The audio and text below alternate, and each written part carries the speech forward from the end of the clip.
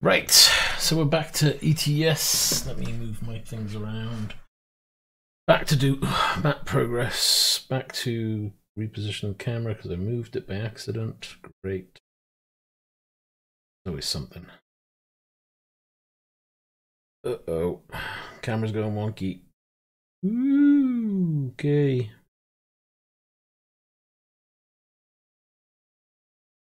That'll have to do.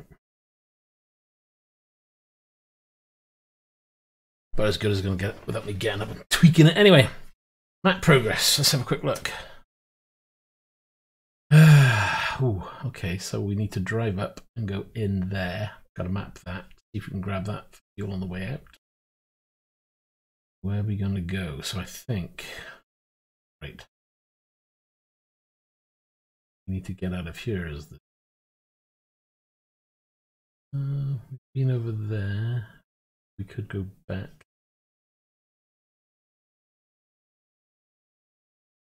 Head back up this way. I think it's going to be time soon to start doing the small runs. We would drive around and get these little areas, because once I start doing those little areas, yeah, well, you know, I say a lot of things. Right, let's do cargo market. Choose our location. Let's see what jobs. Oh, well, yeah, there's that job down to Cyprus. Half tempted to do that one because there's a couple of roads in there I haven't done. I think we'll do that one. Travel those roads, come back out. At least then I know it's done. That's not too far away. Wow. Wait for the graphics to load. There you go. Right. Handbrake off. I forgot I've put my bass shaker back on. I decided to mount that because I thought, oh, I haven't had the bass shaker on for a while. But now the seat's vibrating when I change gear, which is kind of funky.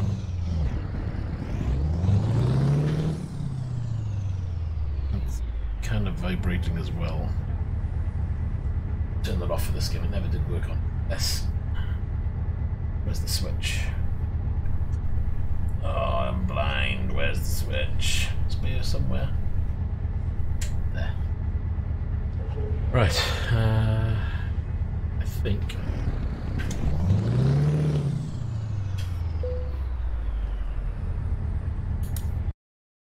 We go in here. Yeah. Take the top. Let's put. Oh, great. Keyboards in the way.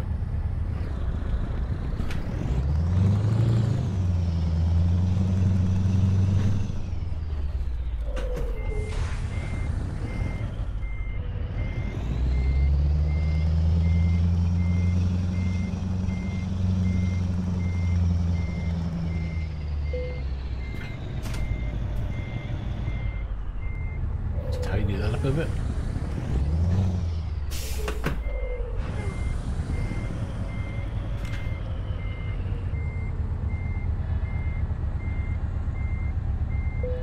Okay, we're in. Engine off. Load her up.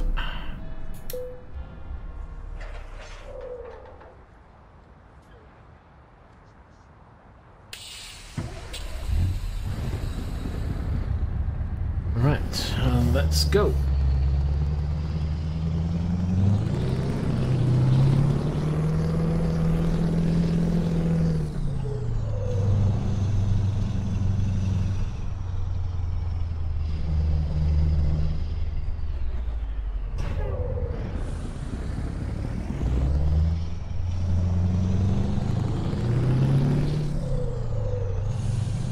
Okay, so I gotta stop here, gotta get some fuel.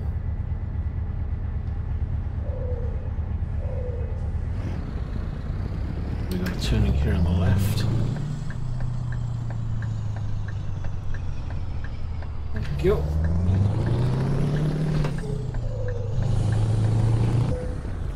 Great. What was that? That was the damn tree. I forgot this is the area that had dodgy clipping, didn't it? Because if we go outside... Oh, that's a dodgy tree. But you could argue I was a bit close. But still, there's room there. Bad. Oh, hold on, I just realised something. Graphics.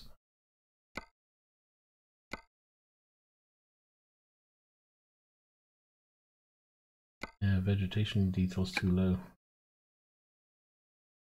It'll be a medium. If we go back now, I wonder if the tree's overhanging. Setting.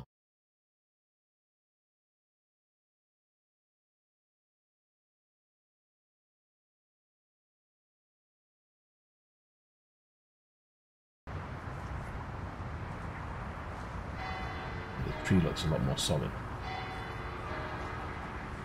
I'm still in the same position now. Rather annoying to say the least. Anywho.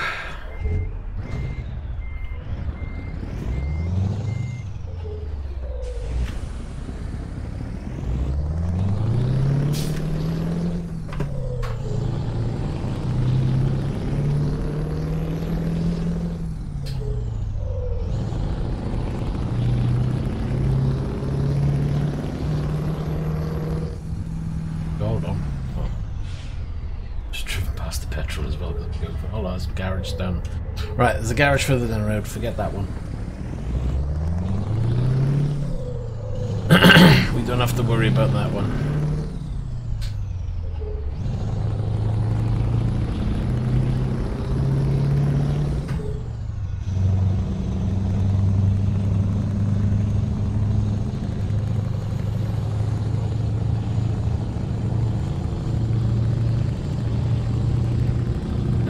Crazy because it says 947 miles, but we know most of that's ferry.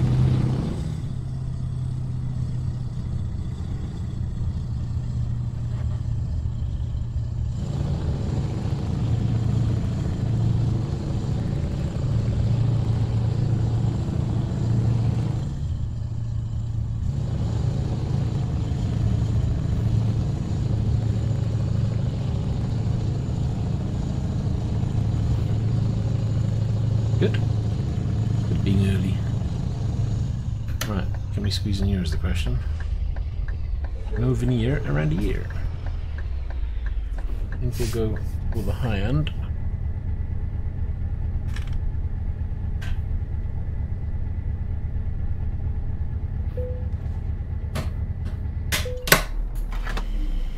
Fill her up, and we don't have to worry about fuel at all.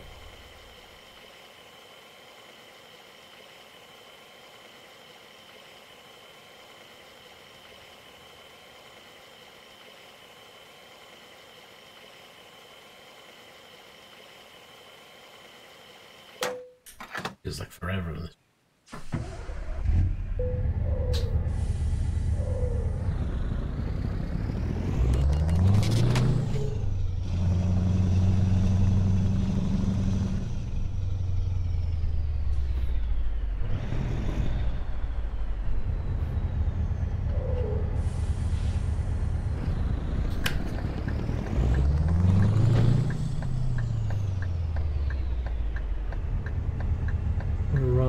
Section of road.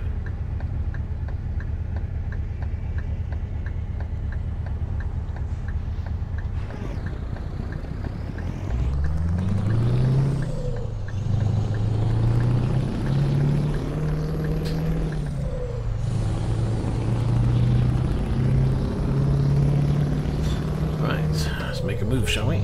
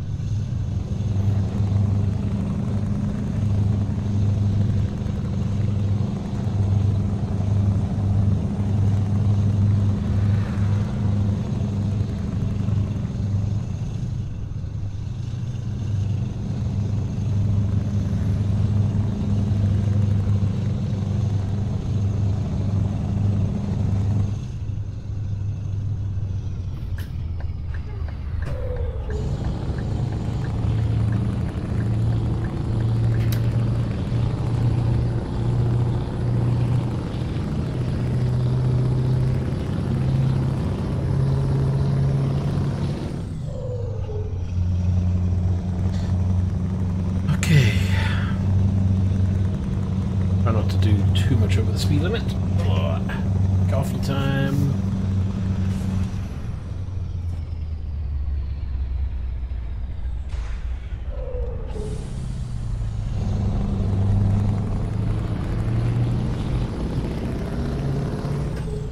Again.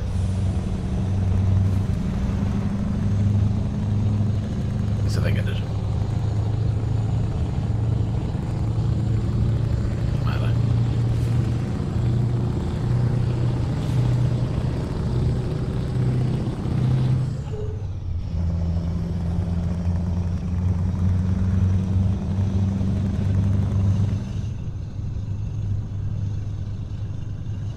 Sure if my pedals have got vibration on. I don't think they have. They're supposed to. I find it rather intermittent with this game. I'm wondering whether I'm getting a bit of... I used to have it in Dirt 4 where vibration would work in one part but not on the other part in one game. I think it's because it's not forwarding the data to the other device. I'm wondering whether I've got that issue again. It was working the other day. Now I can't feel anything. It's weird.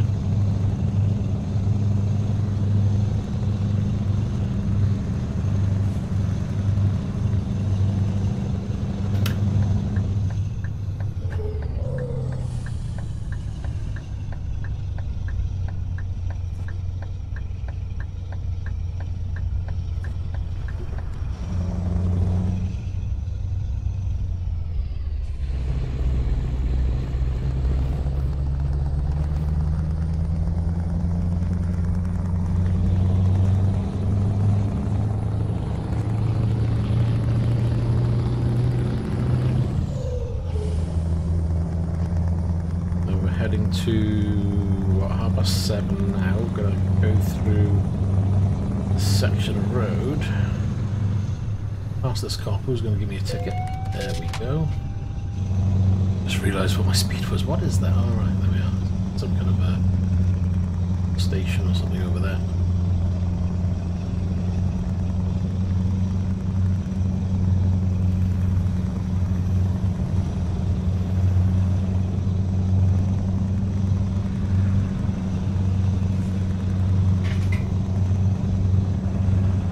I don't know, I was going to put head tracker on, but I don't know if I've charged up the head tracker and I need to mount it to the other side of the headset.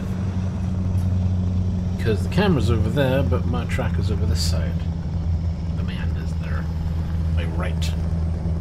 Ideally, I need to position the tracker the other way. Plus, where the camera's mounted, the mount keeps peeling off because it's stuck to plastic. Not a very good plastic. I need to find a better way of mounting that camera. Which is, that's going to be a moot point, because if I decide to change that top monitor for a bigger monitor, I'm going to be buggered because I've got nowhere to put anything.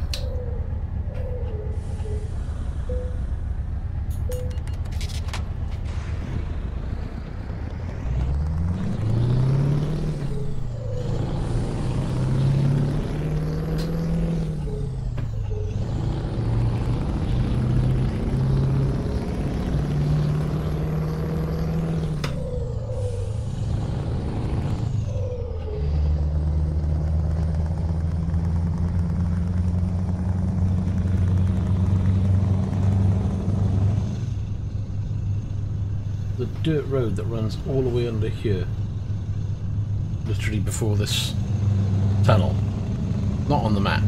It looks like an awesome road though. I want to go on it. Nothing but there on that one.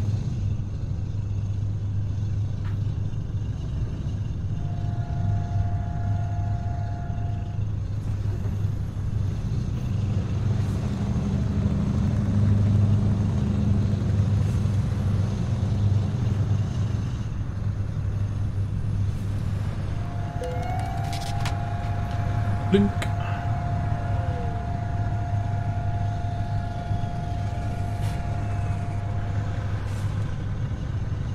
I don't know how much longer we've got before we get to the port. I wish it tells you where your next stop is and how long it is until you get to, say, the port. Rather than just having one massive, well, you do this and this and work it out yourself, you know.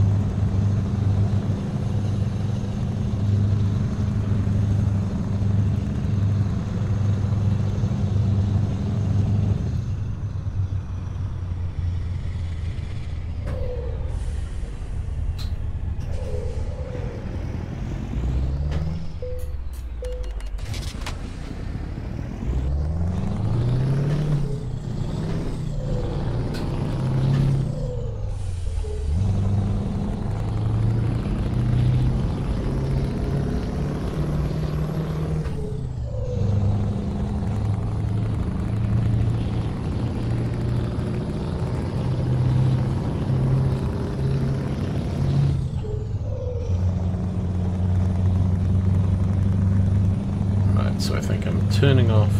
Well, at least I think I'm turning off. It's hard to tell. Yeah. Follow. Yeah. Yeah. I tell you, that's confusing sometimes.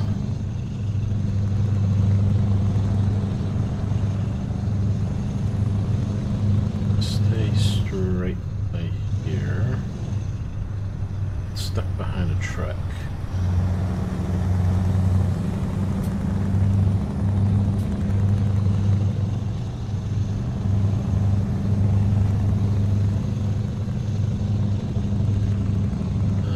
Keep on this road.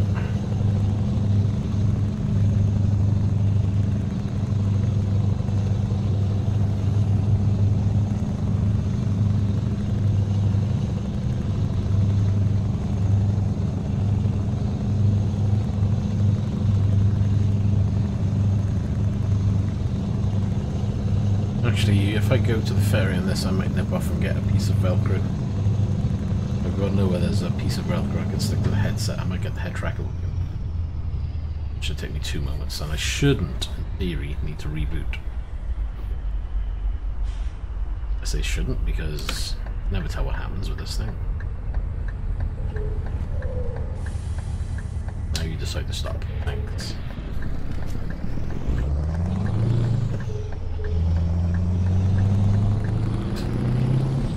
They're all nice over here. If that was the UK, they'd drive right past, giving you the finger.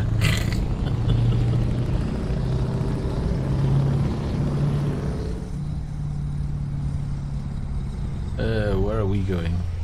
Over there. We're going straight onto the ferry.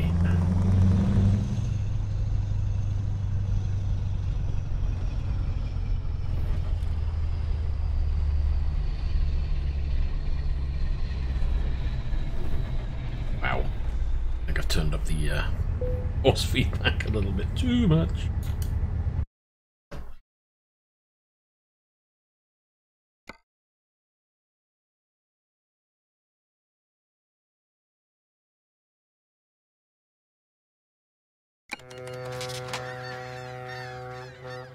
Right, that's loading. 2 seconds, I'll be back now.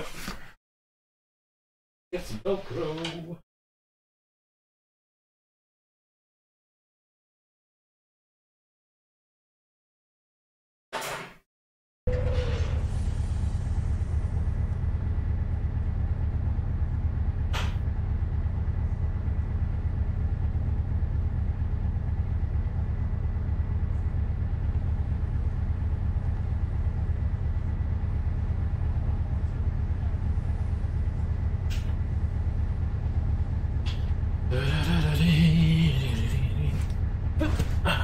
Right, so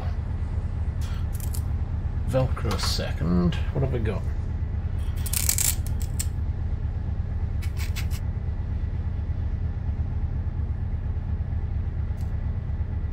Stick that there. Hold on a second.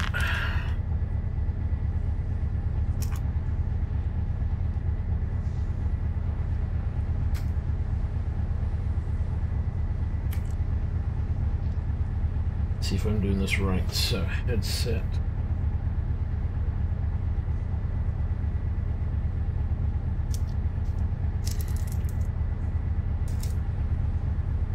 That's what we're doing. We're mounting the track IR. Hello there, Matthew, and hello there, Gerald. How you doing? Right, and let's turn that on. I think I mounted it upside down. Great. Did. I'm one of those days.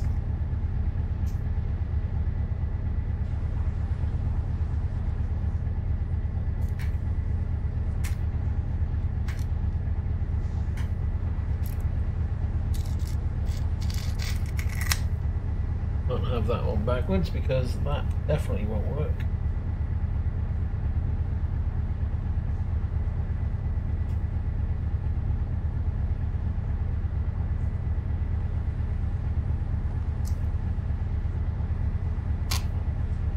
Not so bad. We'll be on a drive in a moment. Right, let's turn that on. Let me tab out. Let's see if I can get head tracking work in a moment. Oop. Where's more my icons gone for that?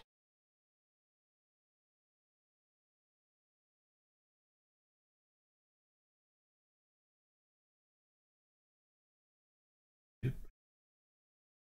Move that a little bit. Right. Put it back to the game, shall we? And see what we get.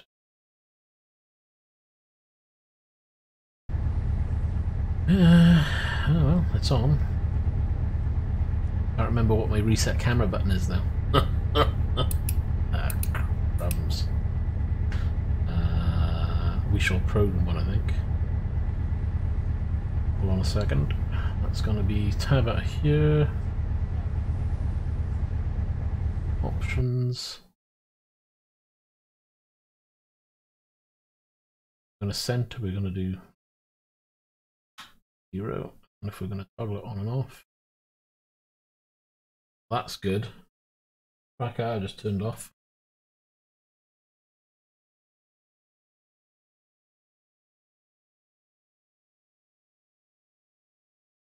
Well, I say tracker out, it's not tracker out, but hey.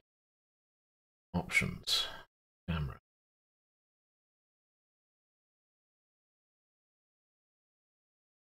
Try.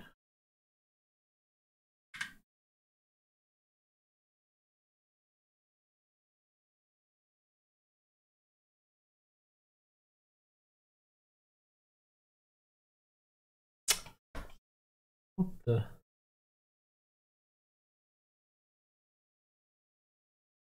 Times like this, you wish you set it up beforehand.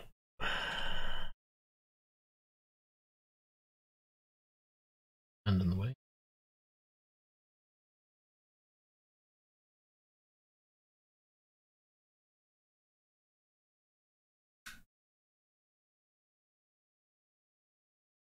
Right, let's see if this stays on. If it plays up again, I'll leave it. Look at it again. Right. See how we get on, shall we?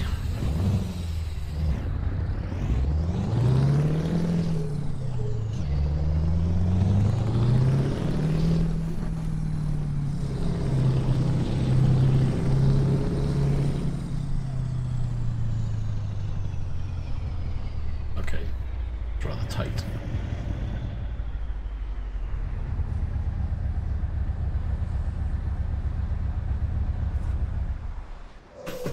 That's really tight.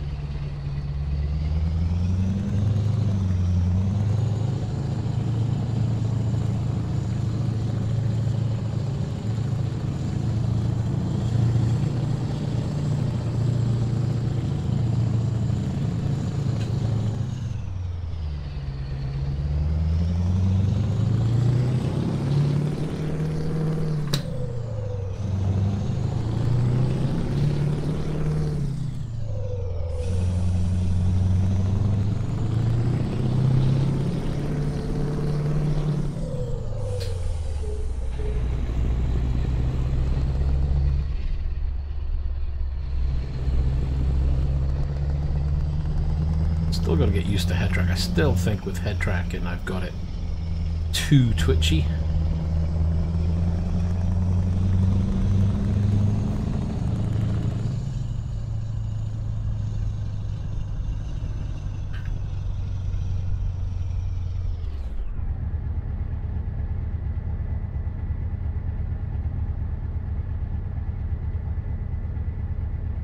And these lights.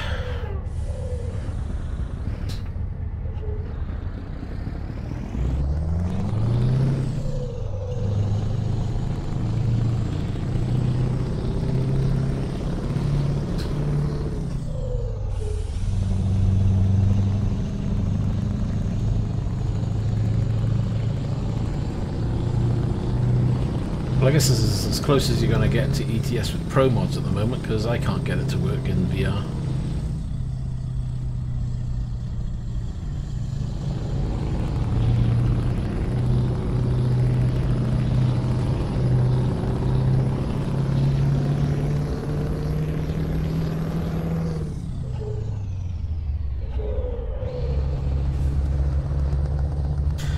That's not bad. I mean, you know, I need to get the toggle view on and off. That's lights. I'm sure it did prudence somewhere. That's the mirrors.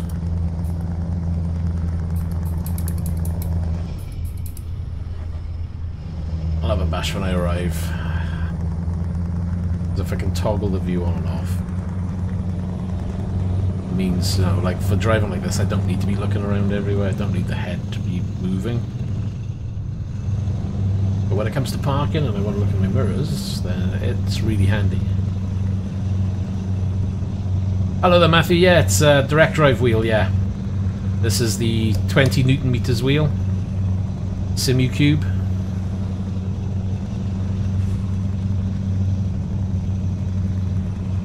A direct drive, it's basically one big massive motor. There's no belts, there's no cogs. It's you linked directly to the motor. So it gives you much more strength from the wheel.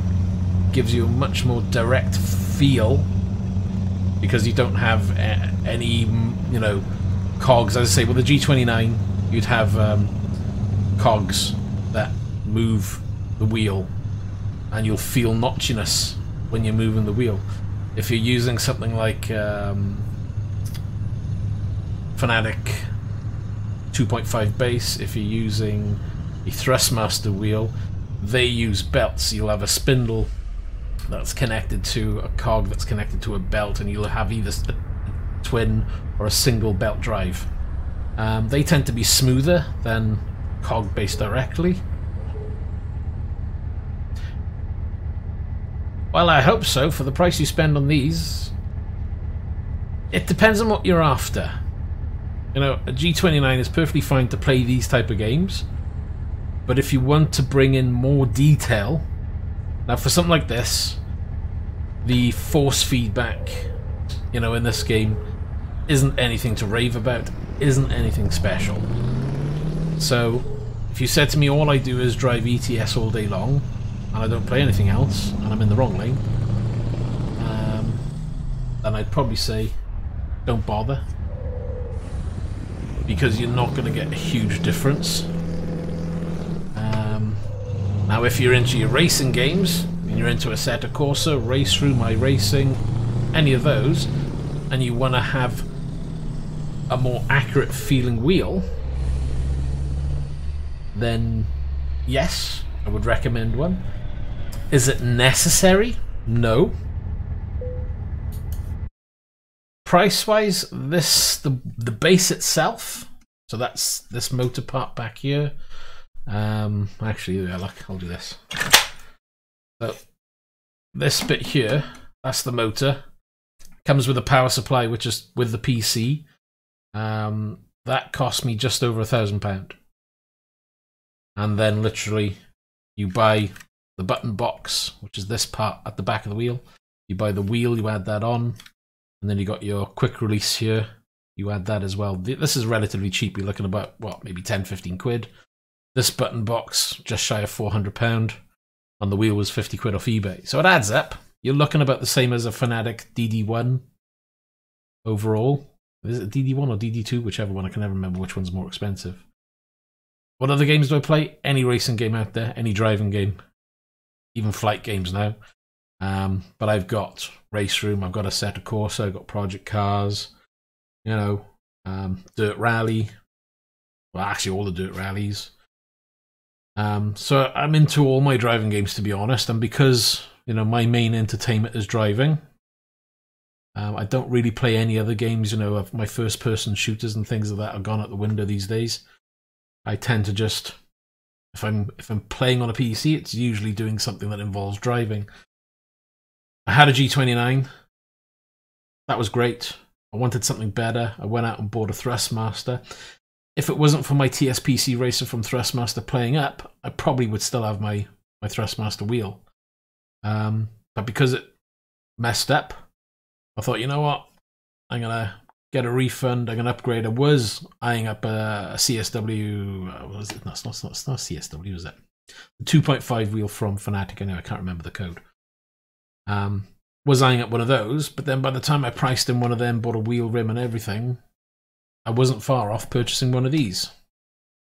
So I thought, this is a one-time opportunity. If I don't do it now, I probably won't do it ever. So I jumped, and I'm happy I did. You know, it's a great experience.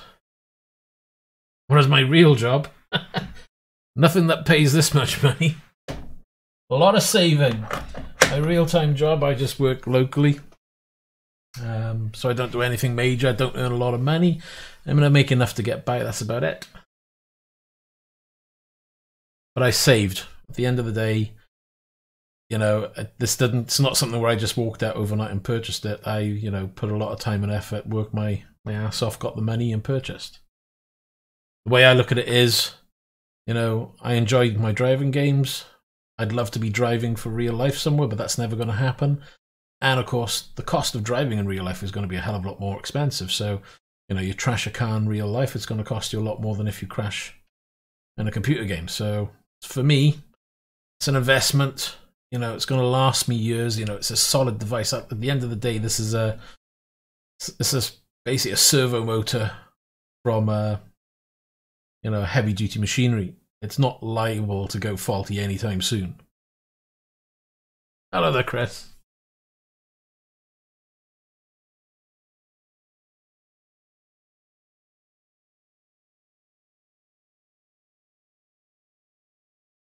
Yeah, never say never. They do say that. Right, and hold on. I've got to look at one option. Options, camera. Where are we? Shortcuts it was. Toggle. I think it was that one. Go back to the game.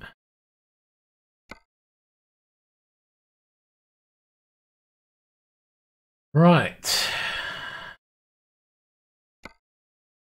Do we have any small local jobs? Yes, we do.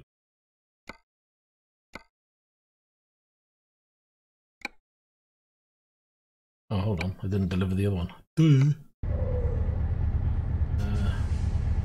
Got too busy yapping. Right, where are we? Did you hear him delivering or not? I can't tell. Map.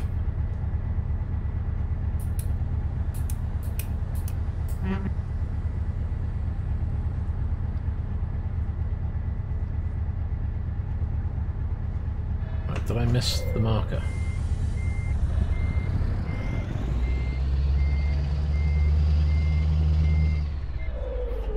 Ow.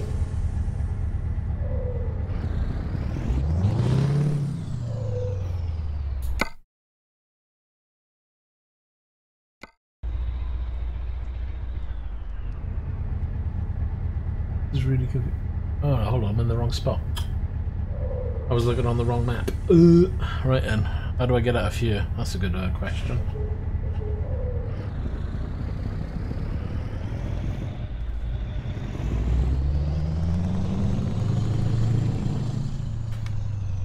Right, let's reverse this a second.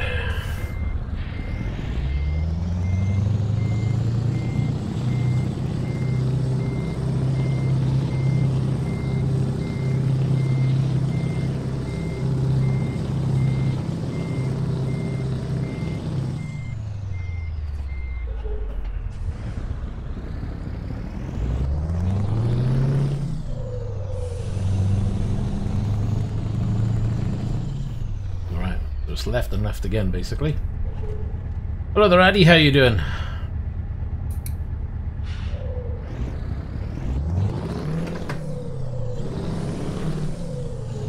There we are. We can lock the head movement out of the way until we need it.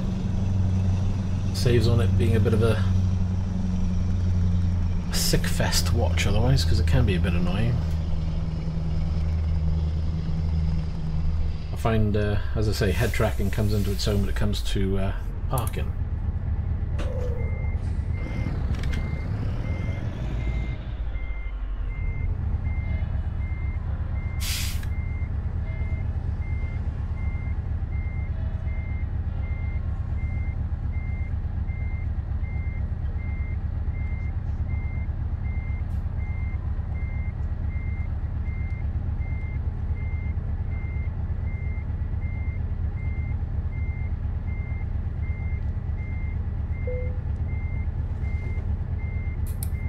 So much easier.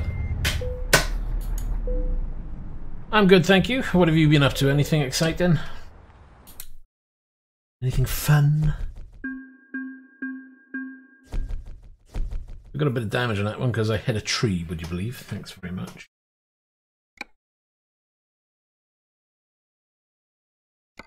Right. Is that job still available is the question.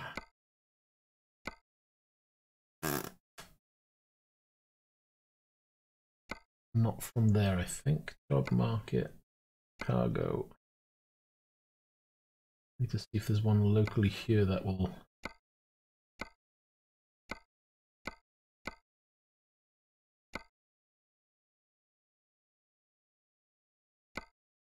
Can't say I've ever watched that one.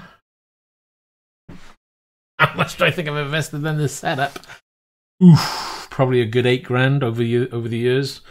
Remember, I haven't picked this up overnight. This is something that I've built up over years. You know, the PC has been upgraded over time. The button box I self-made. The rig I've self-built rather than buy off the shelf. The monitor stands, I've invested in a single monitor and then I bought another 2. The 4th monitor I've already had. You know, if I add in all the little extras, they're just things I've bought over time. So yes, you know, it amounts up to a lot of money, but these are a lot of it as items I've purchased over time. But yeah, if you wanted to go out and get the same kind of setup, then yeah, you probably talking a good $8.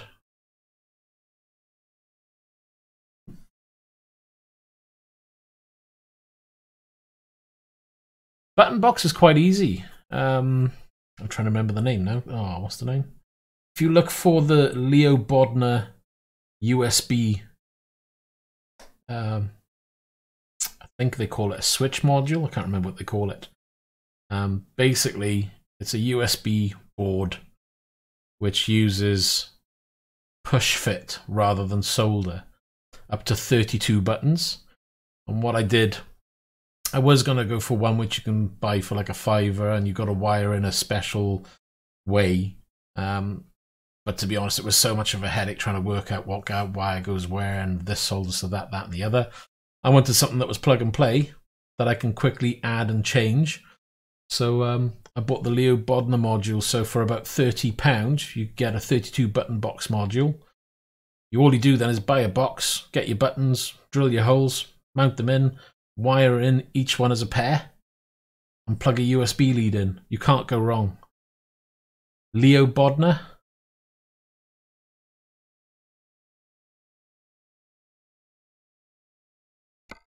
You know, it's just for about 30 quid for the switch module. You're looking probably a $5 for a button box and plastic. Your switches are going to be probably a, you know, 20 to 50p each. Depending on what quality you go for, you may be spending more. So all in, you can probably get yourself, a button box for about, I don't know, 50 odd quid. Whereas most people want to be charging you something like 80 to £100. Plus then, you know, if you're willing to practice and if you're willing to change your design over time. I mean, I went through about 2 revisions of button boxes before I got to this one. And if you wanna do a cheap button box, you can buy a gaming module, USB module, designed for, you know, game pads and, you know, like your arcade controllers. An arcade controller board costs about 7 quid. It'll allow you to do up to about 12 switches, if I remember correctly. And again, it's all push fit. There's no soldering to be done. That's the first one I made. There's a video online by somebody else. AM Studios or something, and literally you wire it in and you've got yourself a 12 button module USB, nice and easy. And I've actually still got that when I use it as a backup button box, just in case I get a problem with my main one, which, touch wood, that'll never happen, but I've got to find a job. But I don't think I've got anything I like. That one. Right, I'm going to choose that short one, I think.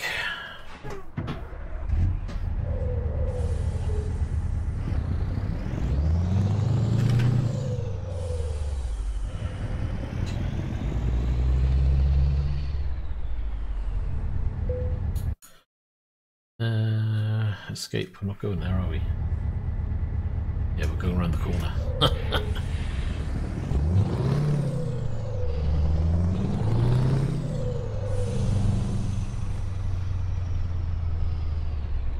Right.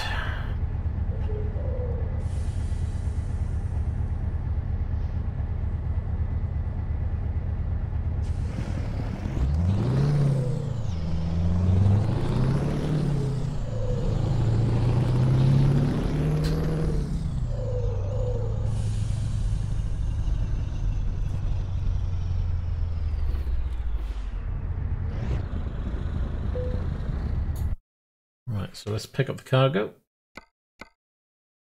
Probably just going to be thrown around the corner on this one.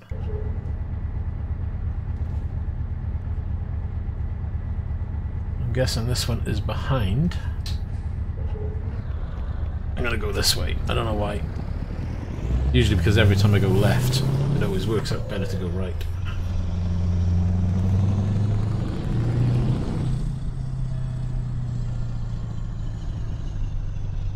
What do you know, Joe?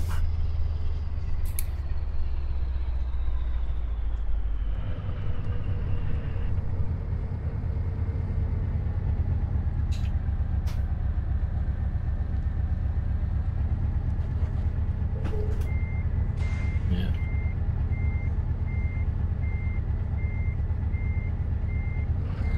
And my tracker is not tracking.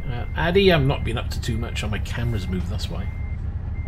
Just playing my games and browsing the Steam sale, so I suggest if you haven't done it yet, catch up on the Steam sale. Yeah, I need to stick that camera down better because it's moving and it's causing glitching.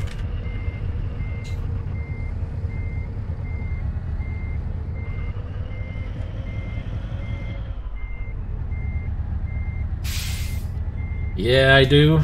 I have a 9-year-old son, which is why when I stream, it's usually after he's gone to bed. Because that's my time. Yeah, I work part-time because I'm a single father, so if I ain't working, I'm looking after my son, and if I'm not looking after my son because he's asleep, then I'm playing a game because I can't exactly go waltzing around.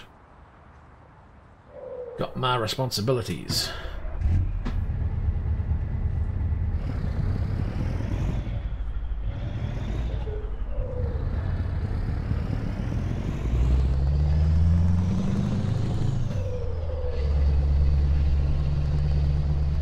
Sorry?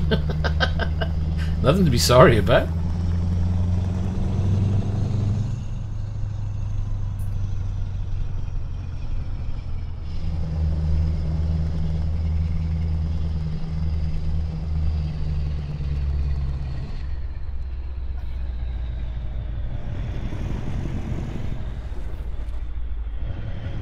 He'd like to have a go. He has had a go, but it's kind of difficult because this wheel's kind of strong, and for somebody like a 9-year-old boy, as strong as they think they are, if I don't turn the wheel down, it'll probably throw him out of the rig. So I do have to be around and make sure that the wheel has been adjusted.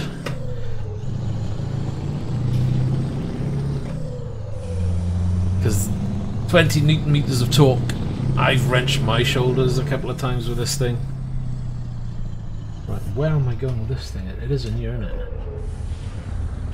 Is it in here though? Oh yeah.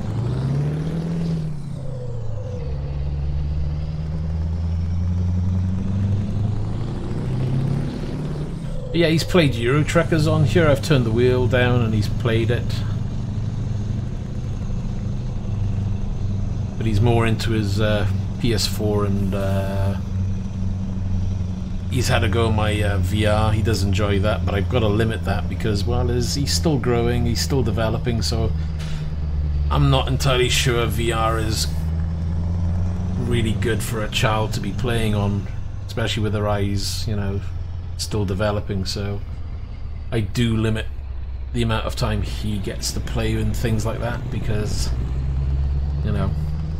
I don't want to be the one responsible for causing an issue later on in life. You know, maybe it's nothing to worry about, but it's best to be safe than sorry, you know? There's no proof that VR can cause issues at a young age, and there's no medical proof to show that it does or doesn't, you know, so...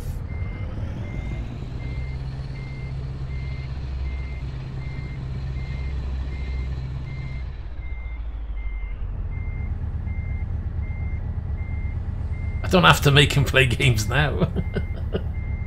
If I didn't put a time limit on the broadband, he'd be playing all day if he had the choice. But on all his equipment that he uses, it's all time limited, so I don't have to worry about whether he's online playing games or anything. He can't, because he's restricted. And to be honest, you know, you've got to be a responsible parent. It's up to you to make sure that your kids are doing what they should be doing, and not just messing around and doing something they shouldn't.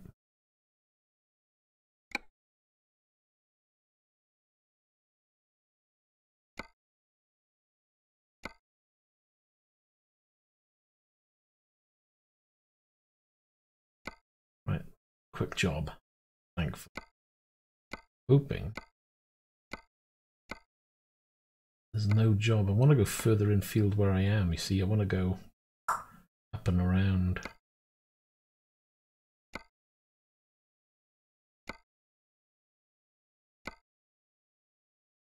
Right, there's a pressure tank.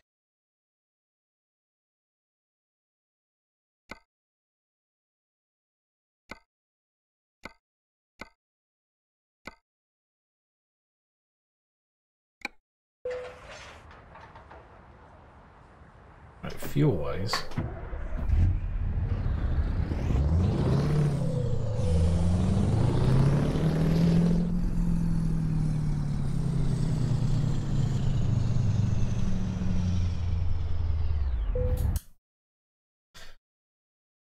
gotta go.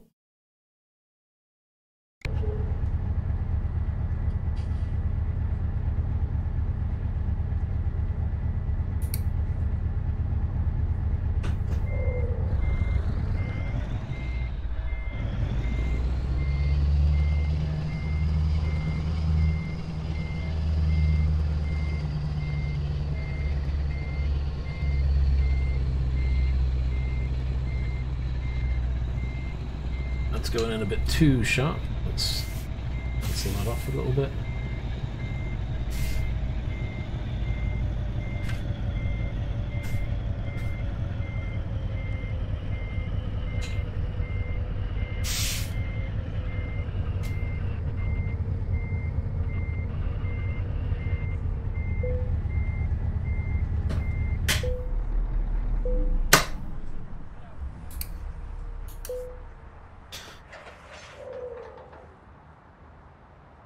Right, we'll load up. I think we're ready to go.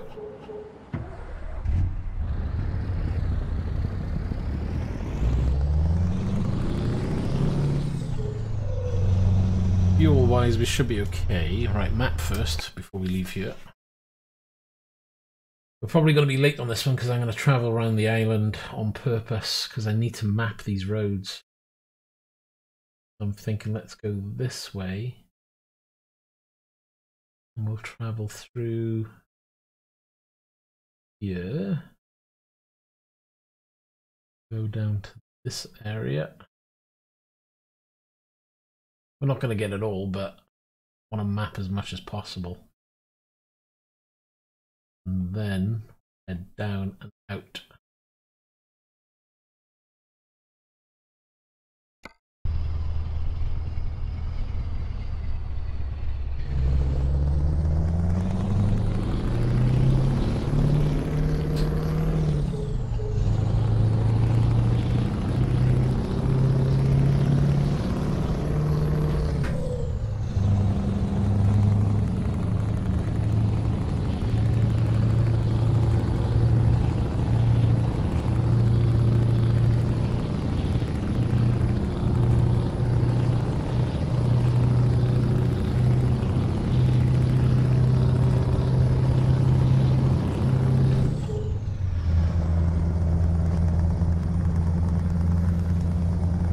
suppose the good thing is at least I can look around when I need to. And I've only limited my head tracker so I can only bring my mirrors into view. So it's only limited movement. Hopefully that helps you see. I could actually bring the view down because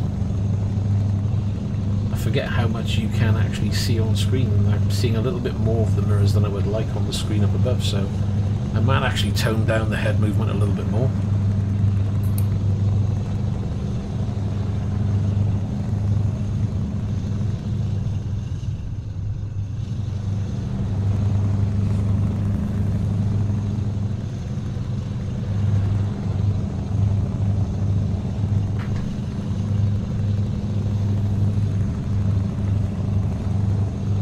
Scenic route, to say the least.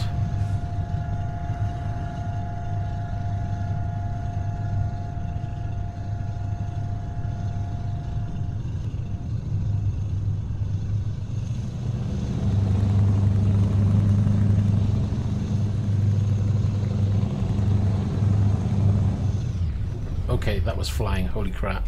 I think I took off. I might have been a little bit fast.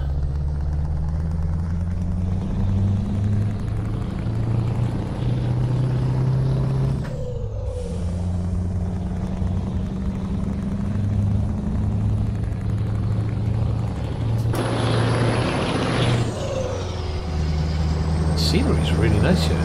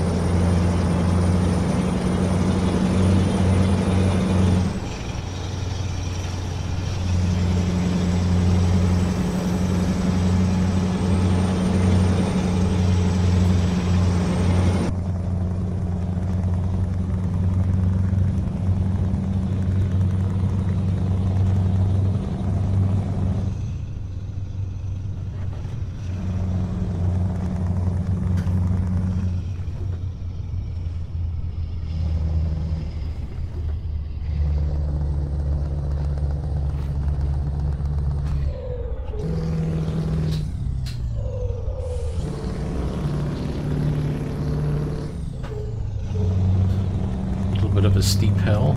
Just trying to search for the right gear. Looks like we can do okay in the level.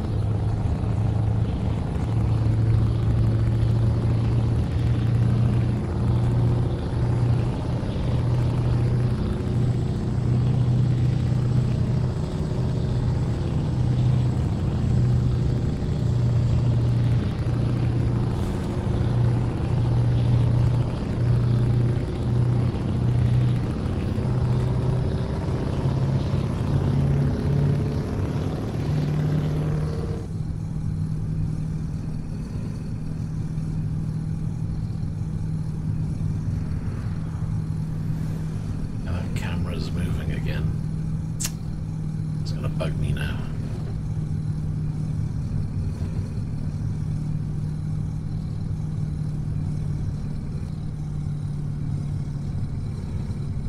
Oh, the camera that does the tracking. It's stuck down, but where it's stuck down, it's not holding still. It's what it is. It's on the top of my monitors, but my monitors still have the plastic film around them to protect the exterior. Because they're so close together, I thought, right, if I leave them on, it's going to protect the casing.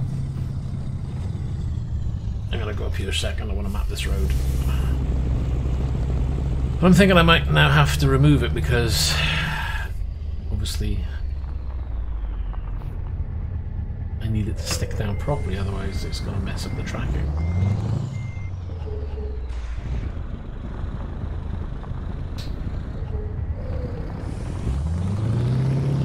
Hopefully I can just drive this round.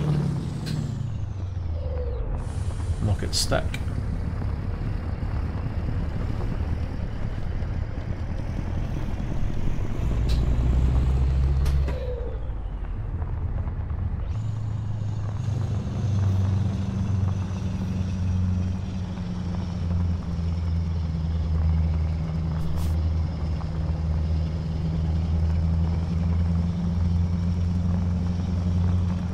sounds like if your PC's making a noise but you haven't got a mechanical hard drive, it's usually a fan. Either the fan bearing's on its way out or you've got a cable touching a fan.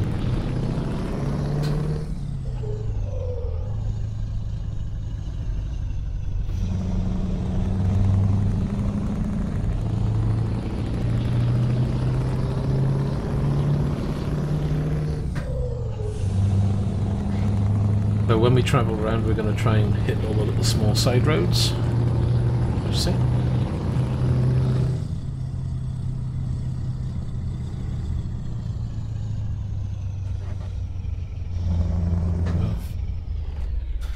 The fans, you've got a Corsair water cooler, yeah? Yeah, the fans on the Corsair water cooler are not the best. They can be noisy, especially if the fans are pushing full speed. So if you go into the sound profile, not the sound profile, the fan profile, turn it down probably by 100 or 2. Oh, because you can set a manual profile, so you can set the maximum speed and the minimum speed. All you want to do is set the maximum speed to like 200 less than what it is, because it'll probably say something like 2 or 3 or 4,000 RPM. So knock about 200-300 off and test it and do that again until it goes down to a point where the fan stops. Because is that max? Does it let you turn it on to max? Yeah, there will be. There will be. Yeah, I'll look at it with you later if you want. I remember we did this before. Because you complained about the fans being noisy. I bet you any money. This is why I told you before, have a look for the maglev fans. They'll be smoother and quieter. But they're expensive, like £20 a fan. Oh.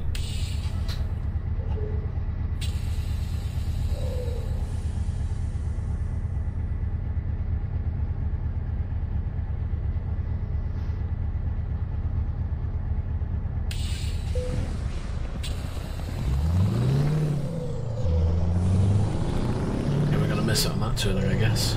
Great. Oh, there's a garage coming up. I can buy that. Where's the garage there? It's on the left and I need to be in the other lane. Let him go.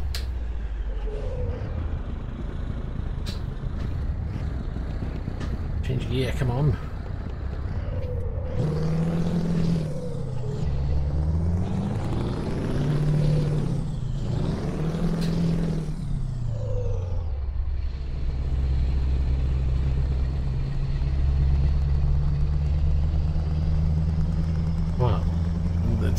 It's clear why your GPU fan's on nothing compared to your CPU, because your CPU's doing all the work.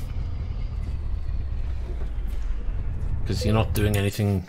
If you were playing a game, it would be graphics intensive, so therefore your GPU fan would ramp up. But because you're doing desktop stuff at the moment, it's just CPU.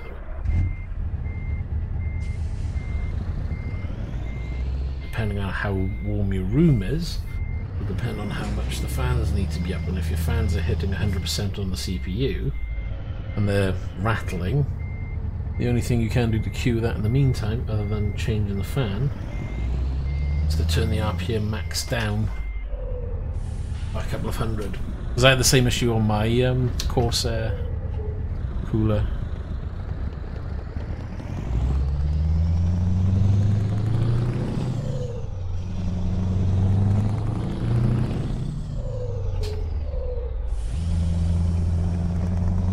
.73 is pretty high when you're just doing desktop.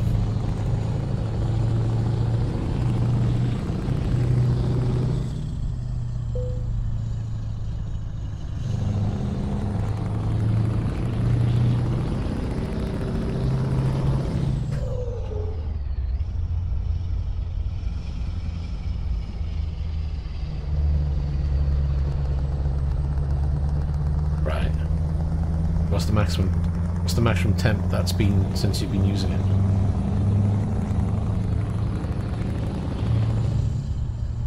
What's the temp it's on now, do you know?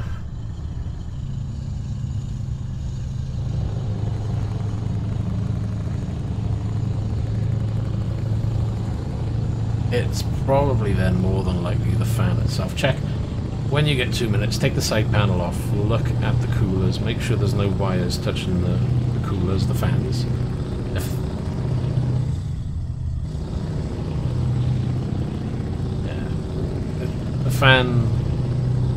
The fans that are attached to the water cooler will have leads coming off attaching to the the fan header. If that cable has come loose and has somehow got in front of the fan, it may be touching there, but it would be more of a regular sound. If it sounds like a...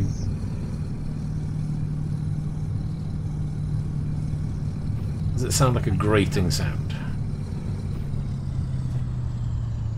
It sounds more like it's a fan bearing.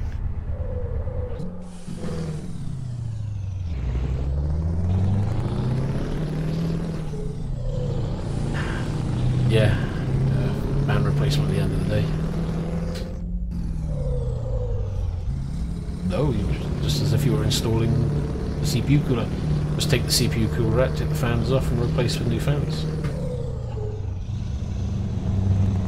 No, just...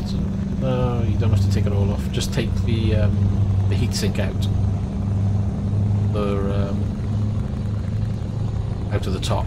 Leave the rest of it plugged onto the CPU. And then you can pull the fans off. That's easy.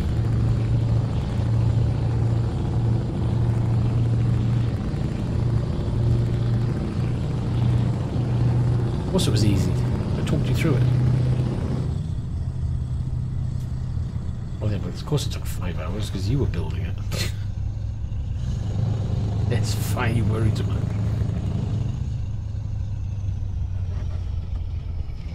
It worked, didn't it? Whoa, that was a big bump.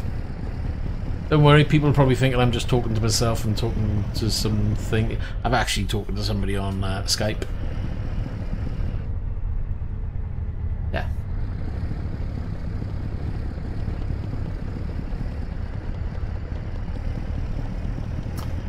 Thingamajig.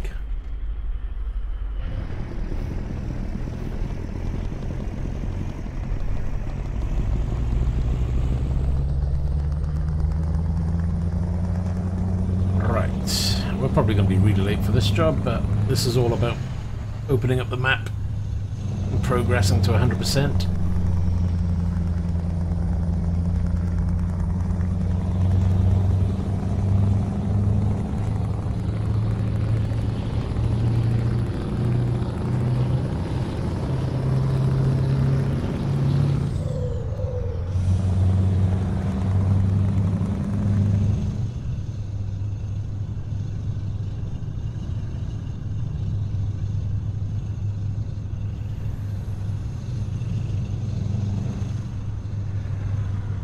Tons of stuff. So if I turn left down here now, I'm thinking when we hit the roundabout, and left again and drive through and around.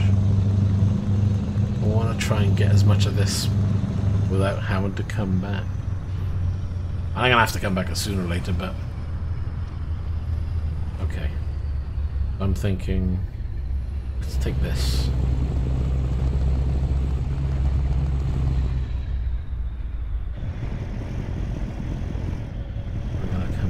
Here. Hello there, how you doing?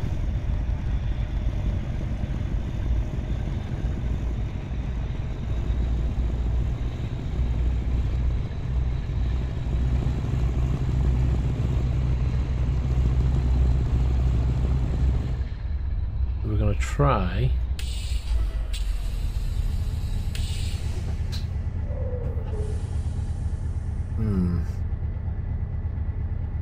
this little bit. We're going to wing. We're going to try and open up the roads.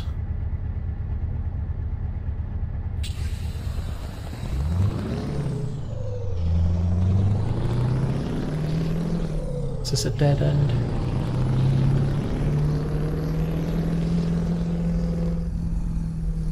Well, I can get these areas at least. So you can see on the map now they're coloured. So that'll add to the map percentage.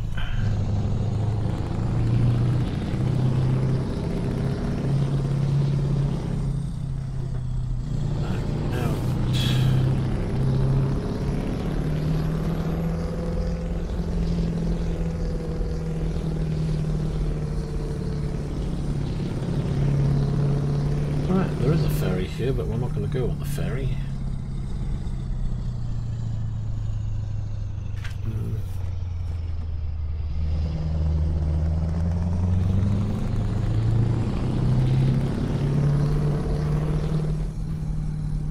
Okay, this road's a bit bumper.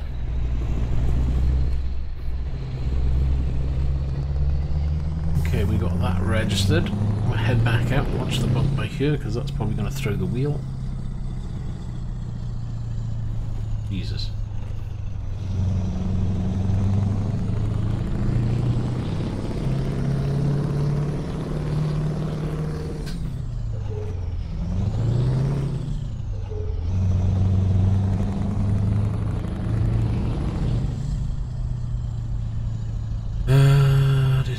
Let's go. Yeah.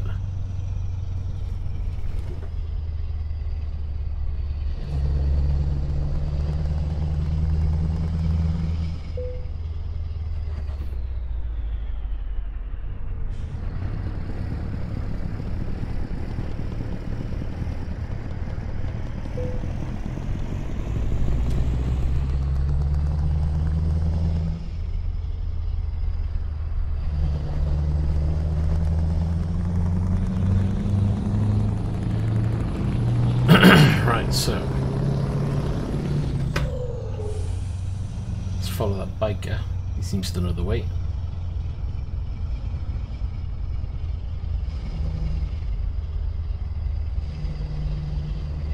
Can't go that way, so we'll go straight on.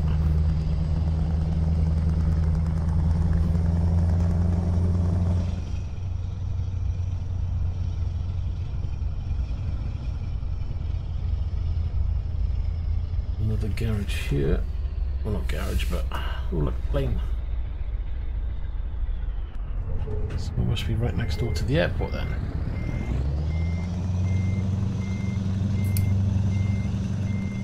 Oh, that's good. Oh, that's why. The camera's decided to go, no, not working. Head tracker's not going to work. Alright, turn that off.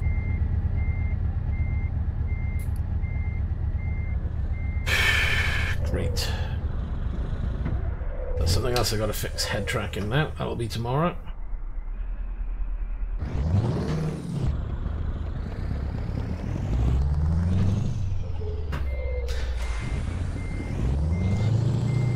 The problem is it's the rig's still in development. You know, I'm still building. I'm still moving things.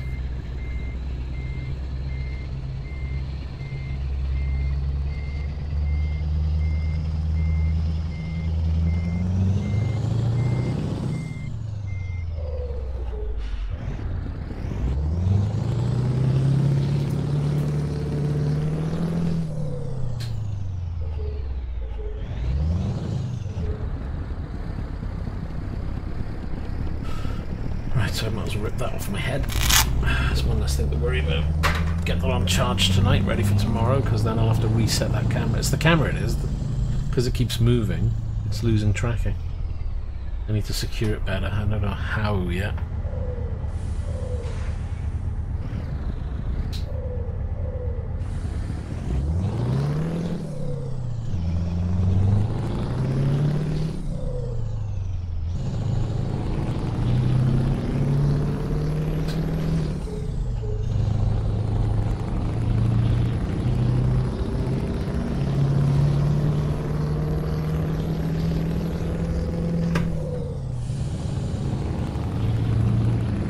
Right, didn't get all the roads, but I've mapped a lot of them.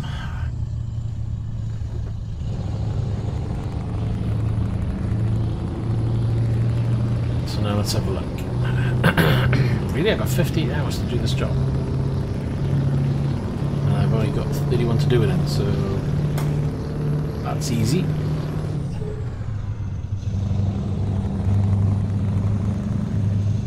Neither did I. I didn't know I had that much time to play with, otherwise I would have mapped it all and gone.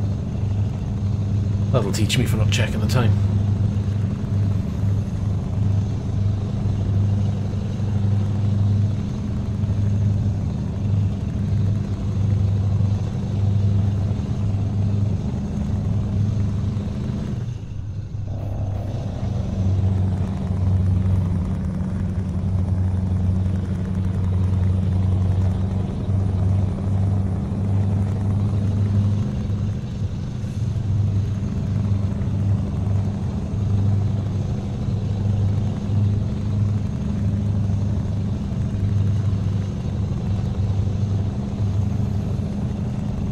Otherwise, I've got plenty of fuel on board.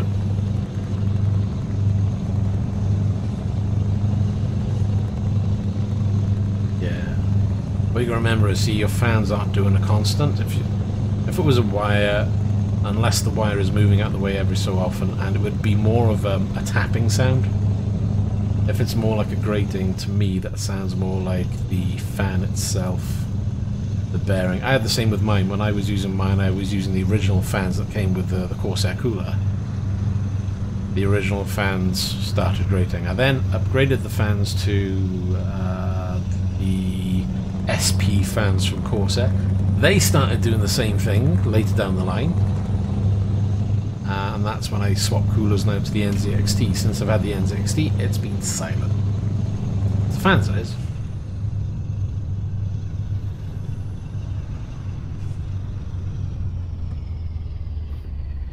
Whoa, that's a bit.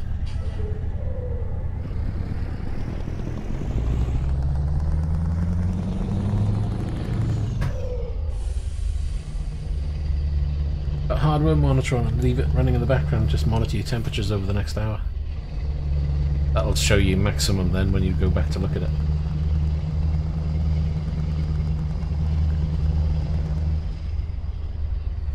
Probably just needs to be updated.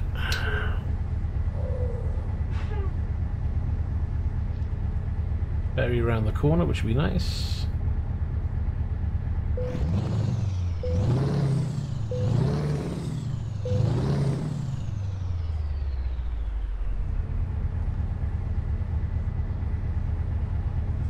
When's the last time you cleaned out the heatsink?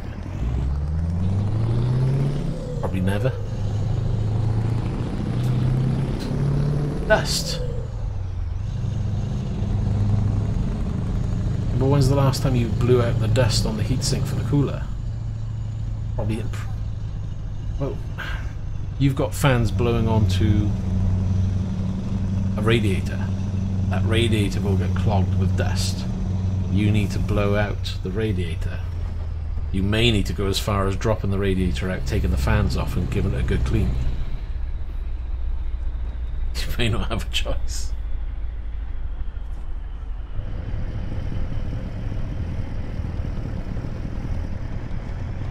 Oh, you don't have to take the whole cooler out. You just drop the radiator, take the fans off it, blow it out and put the fans back on and attach it, job done. You're not... The radiator is attached to the top of the case, right? So all you're doing, you're taking what, maybe 4 bolts out. That lowers the radiator out. You then take the fans off, which is probably another 4 bolts per fan. No, they're not. Yeah, you see if you look at the fans from the outside, you're seeing fans. Below the fans is the radiator. So what's happening is your fans are either blowing air in or drawing air out. Either way, your radiator will get clogged up with dust over time. So every 6 months, ideally, maybe more, depending how dusty your room is, you need to be dropping the radiator and fans, taking the fans off, blow out the radiator thoroughly, reattach your fans and remount them back to the case. That's all it is. You don't have to detach the CPU mounting. It's literally just dropping and reinstalling. That's it.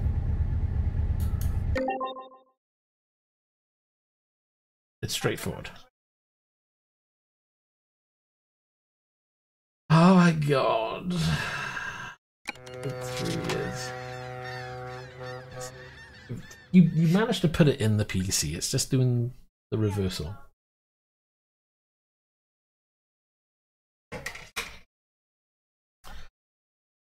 You'll know what the radiator is when you have a look inside.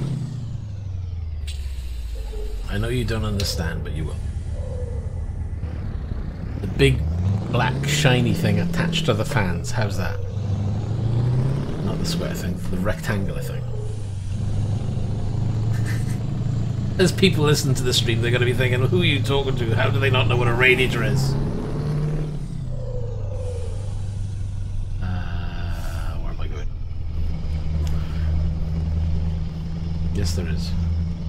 Now, underneath the fans, inside, there'll be a big black rectangular metal thing mounted to them. That's called a radiator. I knew we shouldn't have done water cooling with you.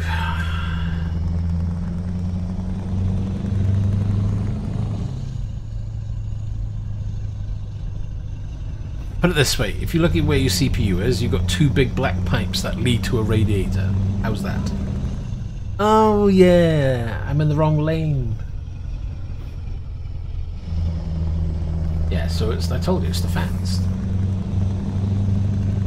All you need to do is drop the radiator and fans, take the fans off, blow it out, and reattach the way you took it off. That's it.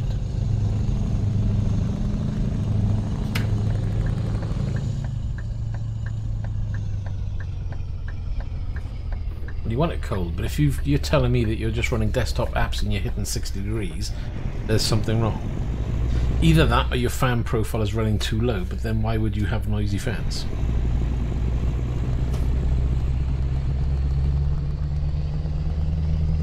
Could be a loose fan, make sure your fans are nice and tight inside. And you just retighten the bolts.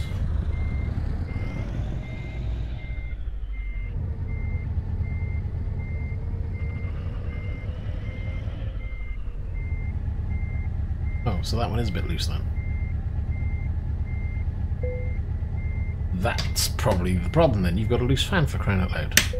But before, yeah, anything, any fan, the fan's spinning. So if you've got a fan, yeah, it could rattle against the case. However, I wouldn't. You've had that PC how long now? You've had it for a year and you haven't cleaned it out once. I would drop. You haven't cleaned the yes, you need to take that off and clean it. You don't take it off the CPU, you just take it off the top of the case. You leave the CPU attached, you leave the pipes attached. Where it attaches at the top of the case, you undo it, drop the fans and radiators. No fans and radiators. Hello there, Gareth, how you doing? Excuse me while I'm trying to talk to somebody on Skype about what a radiator is and what you do about cleaning it. This is crazy. Yes, fans attached to the radiator, yes.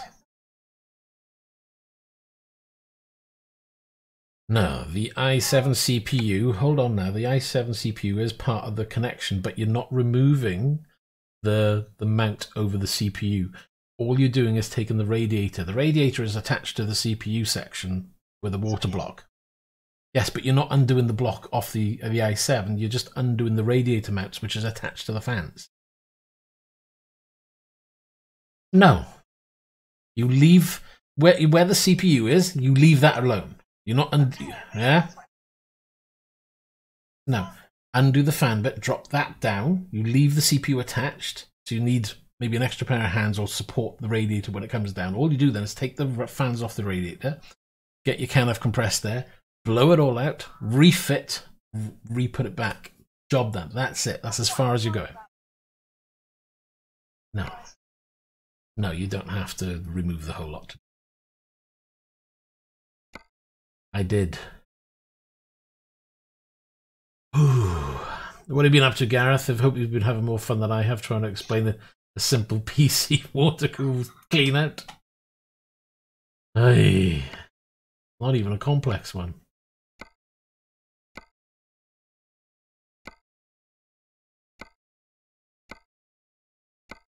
No, we're not going to go back down there. We'd like to go north if possible. I can do that one. I'm happy with that. Let's go with that.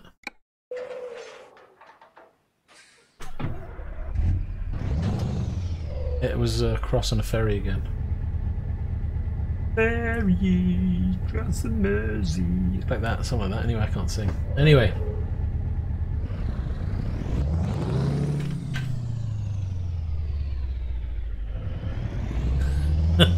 Not you as well. Yes. How long have you had your PC?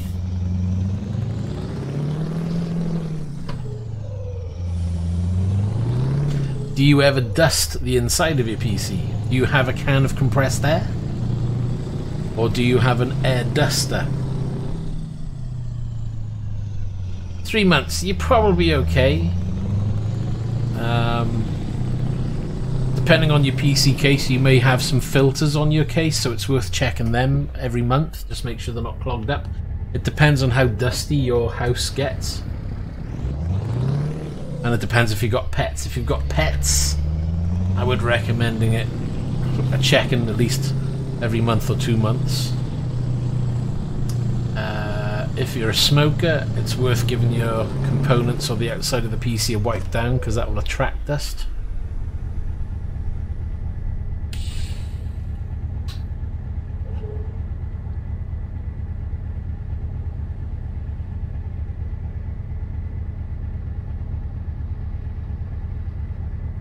It depends on how much dust and mess they make.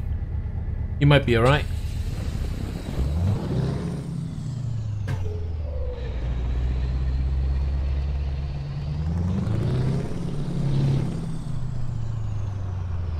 Well, you're not going to let me go. Cheers. Thanks for that.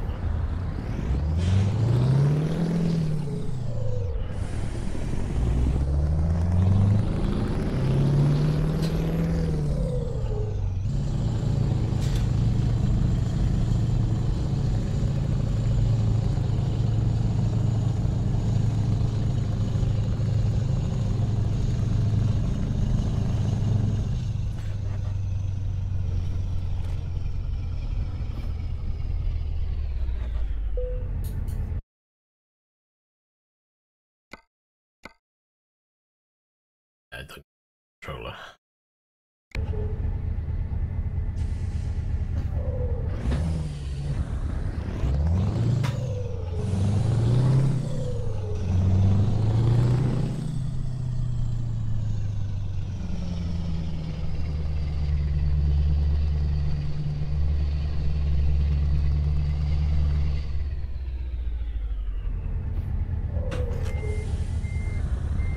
Oop. I've just realised I just pulled that the wrong way.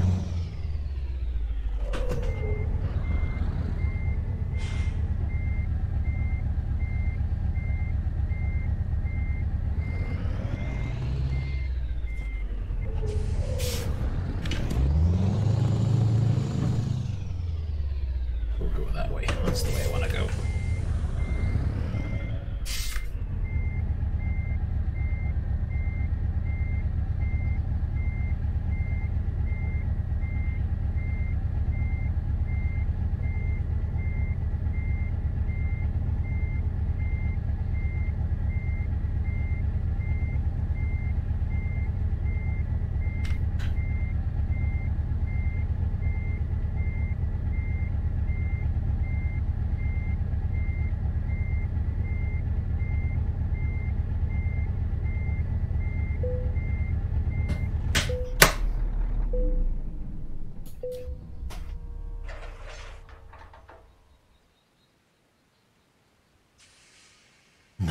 Not for PS4. Probably wouldn't. I'm going to try and skip the PS4. My son's got one. I'm not going to get a Pro. I'll wait to see what happens with a PS5 if they ever do one. Oh, Switch is expensive. Any game for the Switch is probably 40 quid plus. For any decent game. All the rubbish ones are like pennies. It's stupid.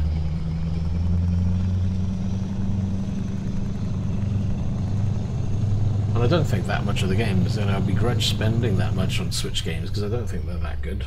But it's not me who's got the Switch, so. Right, what have we got on the back of this? I know, it's too dark. Kaz? Okay, you can go.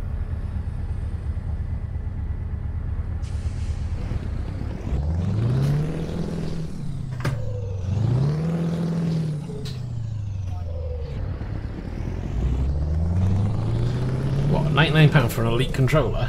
Weren't they £99 to begin with?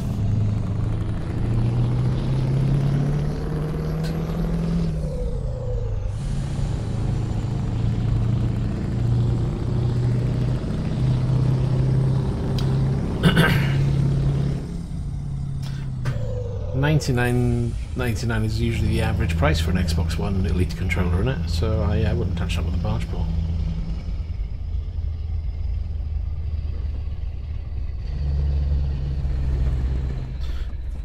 Yeah, but what rated speed are the TP-Link plugs? Because if they're low rated plugs, it's not worth the money you spend on them anyway. Probably doesn't even tell you, does it? Nah, wouldn't touch them with a barge pole then, because they're probably not worth anything. Probably cause more hassles than you try to fix.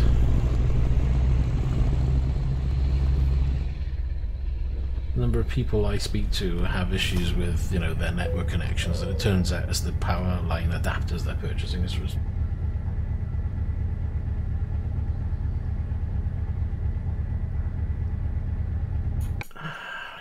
like that.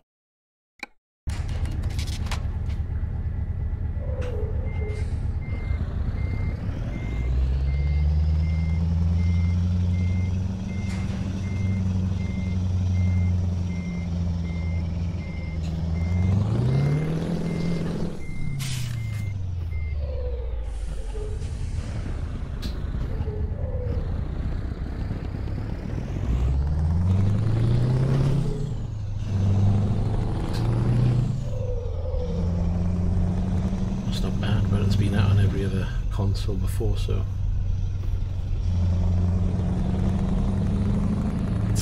fuel wise we should be okay. Time wise 9 hours.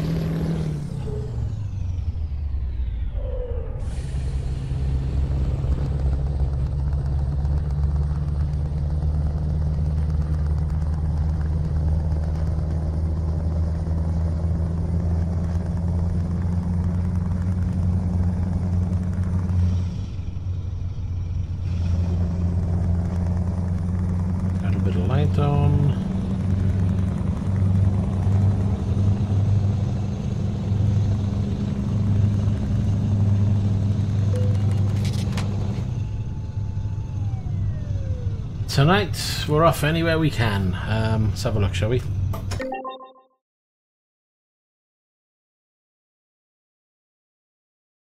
We are over here. You can pronounce that. Heading to over there. That's another wonderful name that's worthy of pronunciation correctly, which I can't do.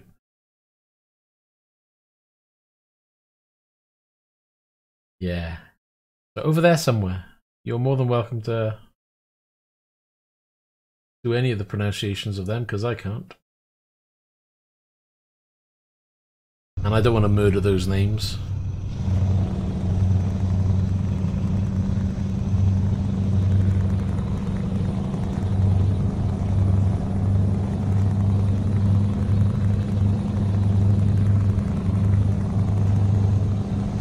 Yeah, pretty much. We're literally just doing the map. We've got it up to, I just noticed now when we did that we've got it up to 68% of the map now. I really want to try and hit 70% before the new content comes down, so all going in the right direction, just 2% left. Actually, I need to check the map and see if there's any roads I can take that will let me open them up, but I believe I've been this way before.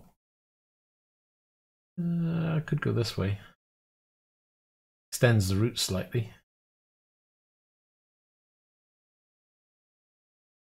But it means then gives me a bit of an extra road to hit.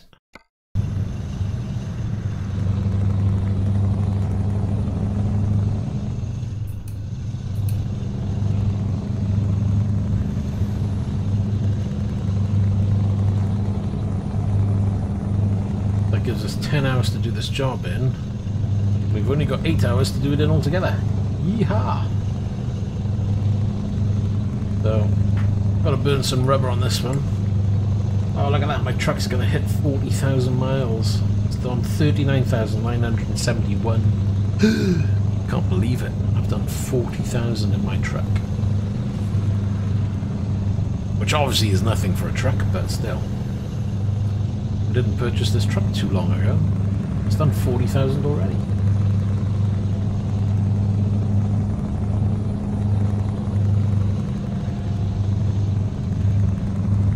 How are you getting on with farming? Some of you enjoying it? I think everybody seems to be really happy with the new farming sim, from what I've Good at least.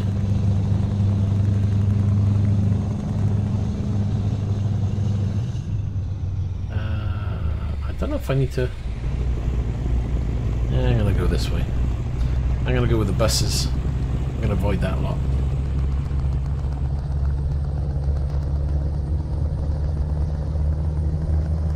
I couldn't get into Farming Sim 17, so I can't see me get into 19. I don't think it's going to be any different.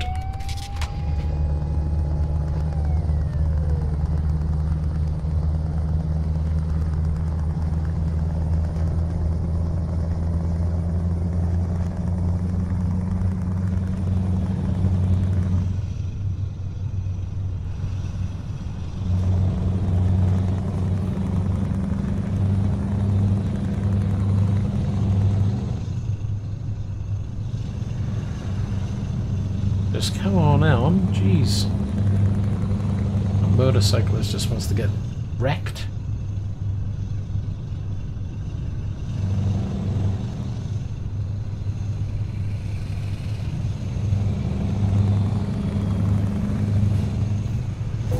Whoops.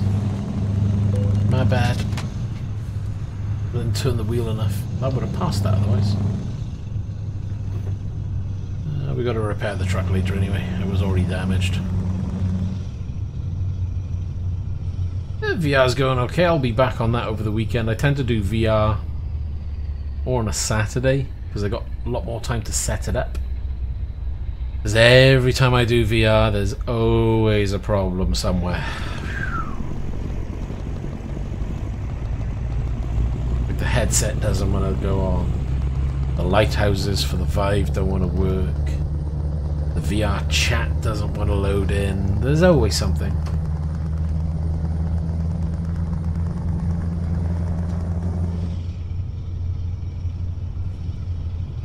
I did try ETS in the Vive.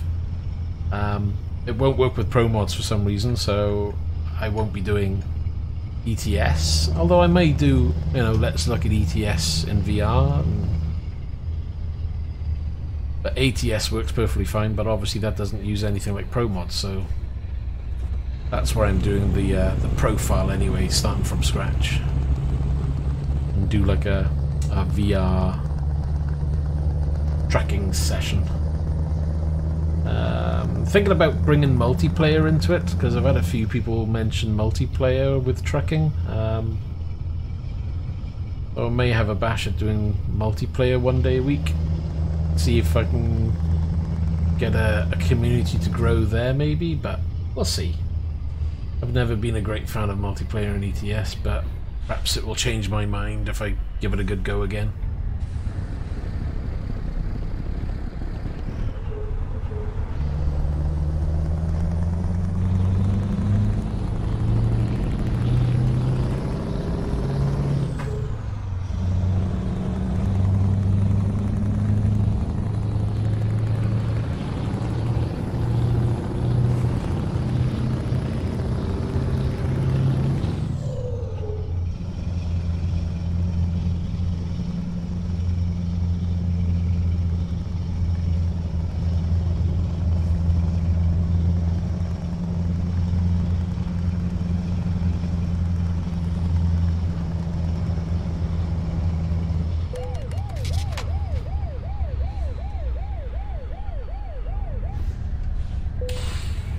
Don't tell me that now. After all this, it turns out to be a hard drive making a noise.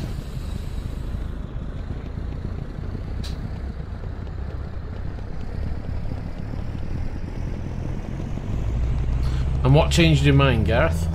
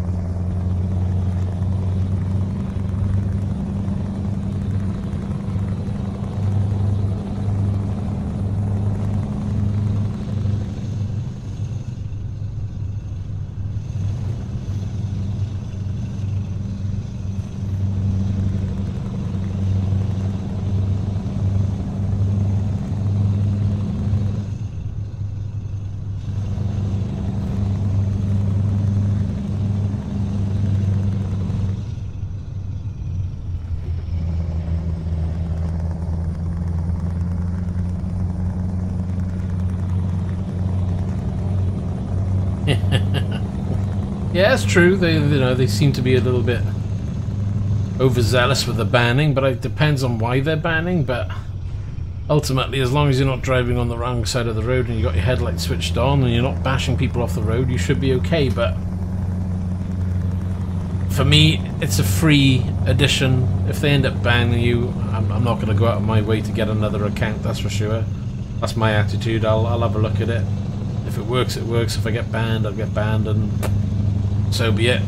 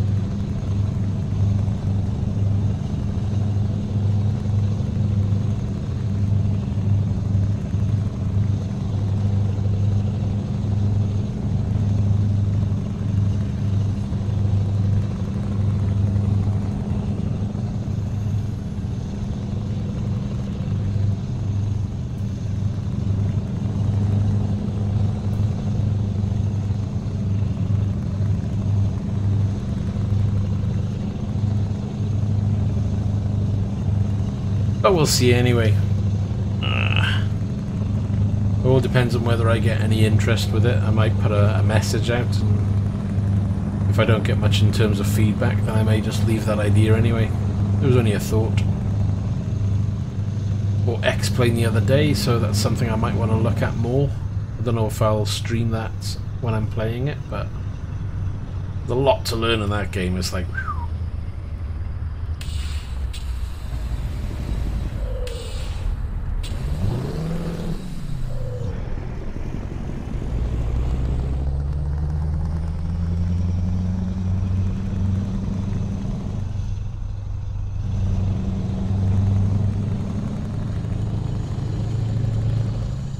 We're going to go this way then.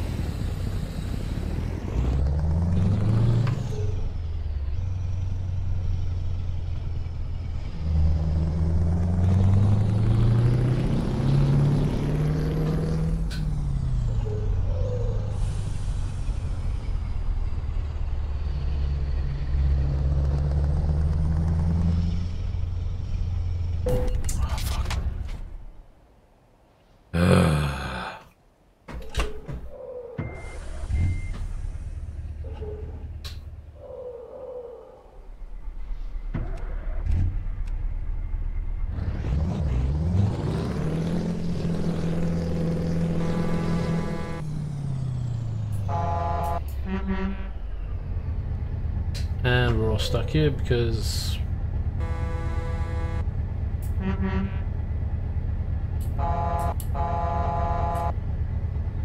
gonna be one of these again, isn't it? So he's indicating that truck in front because he wants to go into that lane, but he's not going forward, and the other guy is just sitting there because he's a lemon. Great, it's like real life.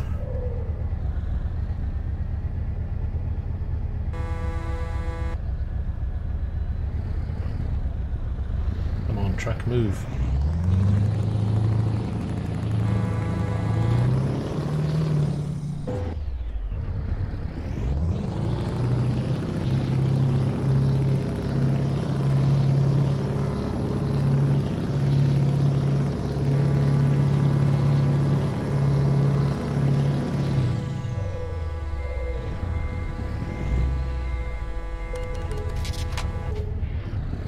Finally. And he vanishes. Gotta love the way this game handles traffic sometimes.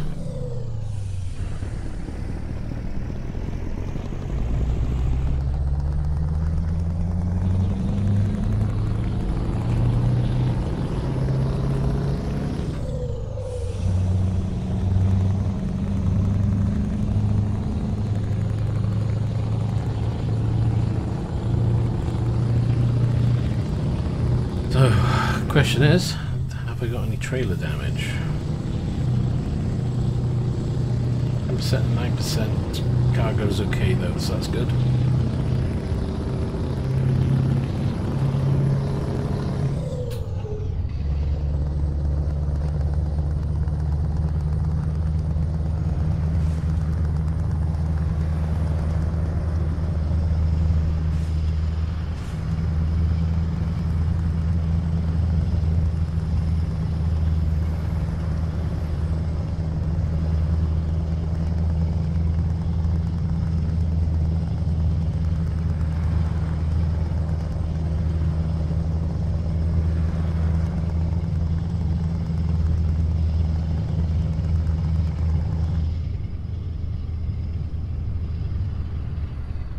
Whoa.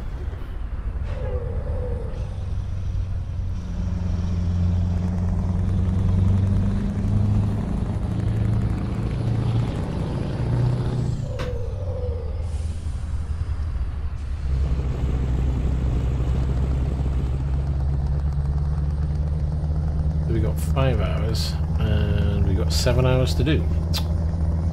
Okay. Might be running a bit late on that one.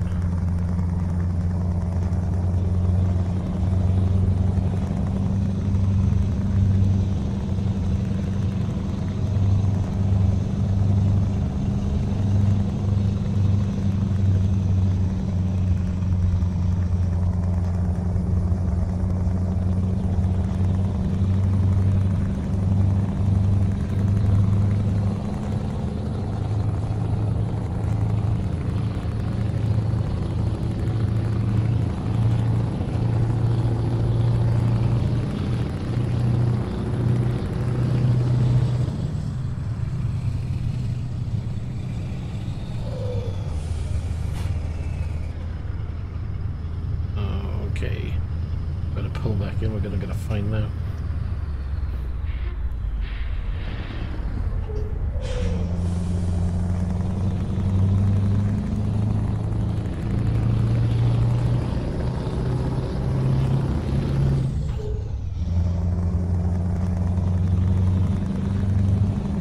No overtaken.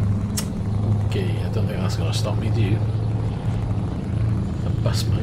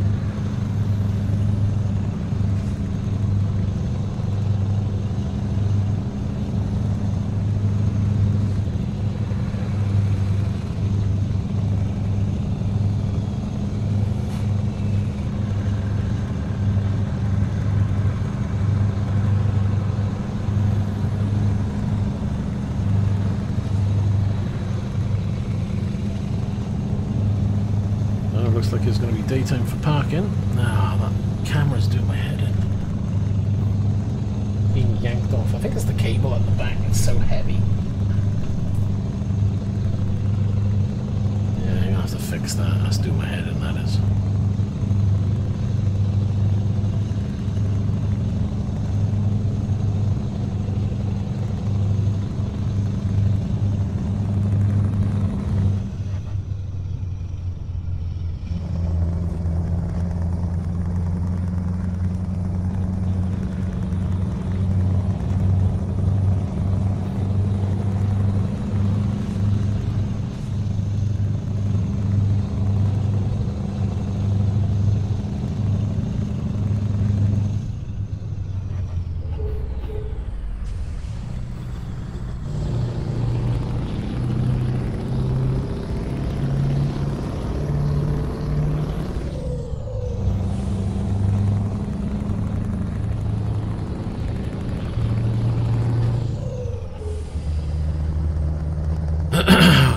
area discovered.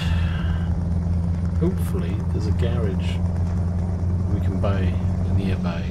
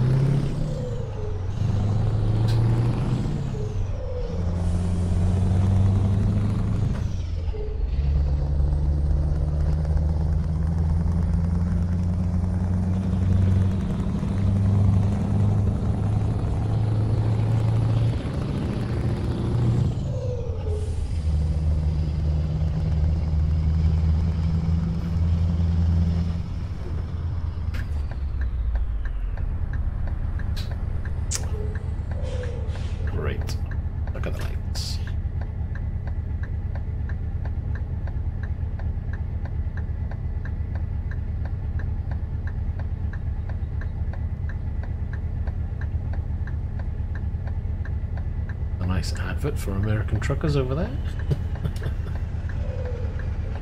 And now I can't see the lights.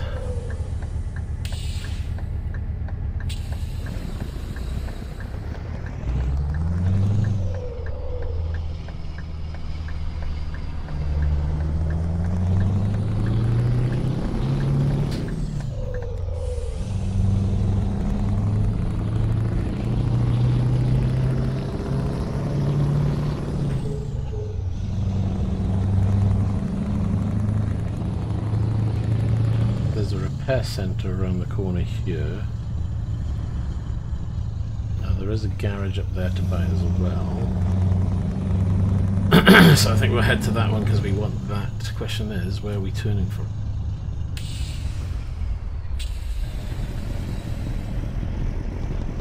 I think we'll try here.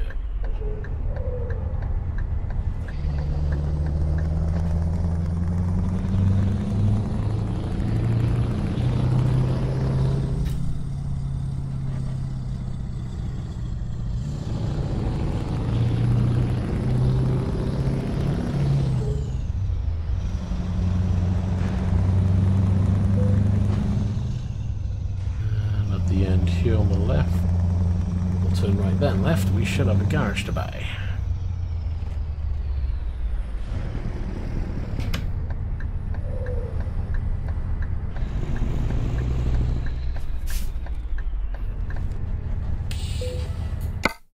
We'll buy that one.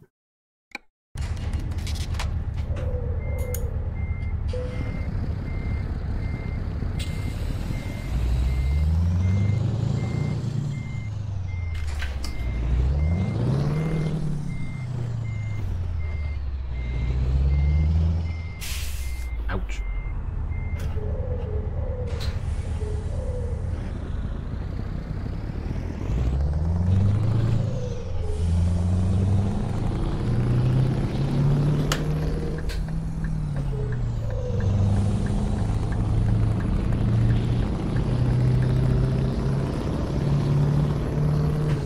Still got another 5 hours to go.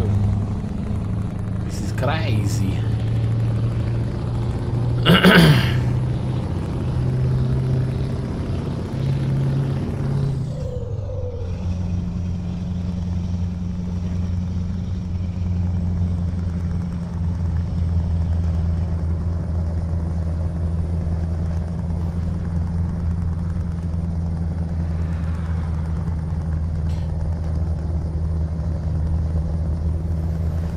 Cut across because we don't want that caravan to come back around us.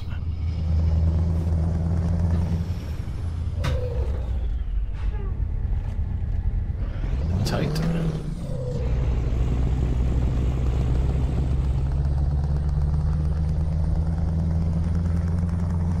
Hello there, Jack. It's going good. How about yourself?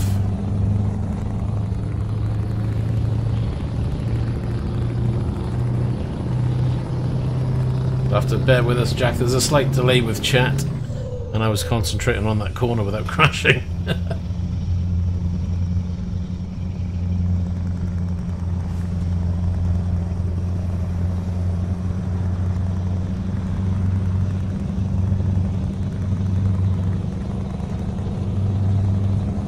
The Scania T.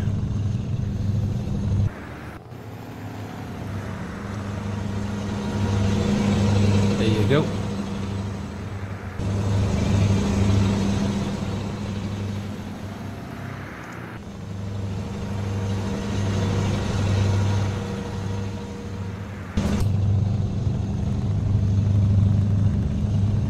My good old favourite. I keep coming back to this one. It's just a really good truck to drive. A good workhorse in this game.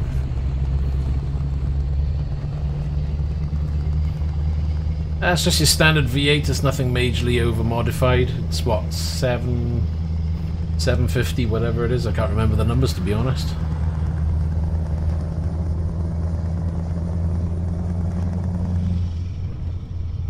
There's no crazy engine mods with this. I'd like to keep it as normal as possible.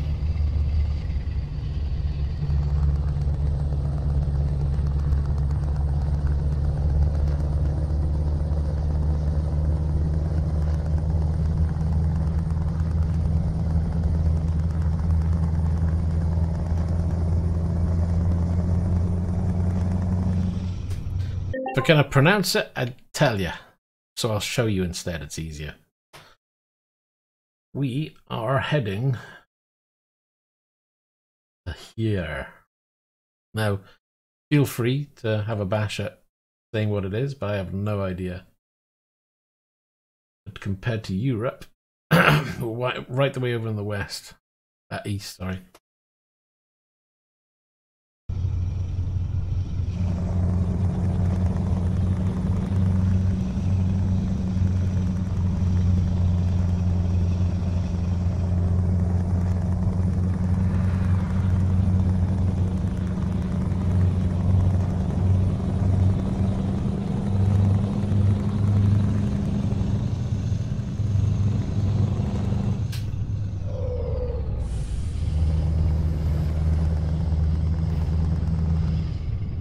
We're behind on hours. We are supposed to be there in 2 hours and we're at 4 hours for delivery, so probably going to be late unless we can speed up and get a little bit of time somewhere.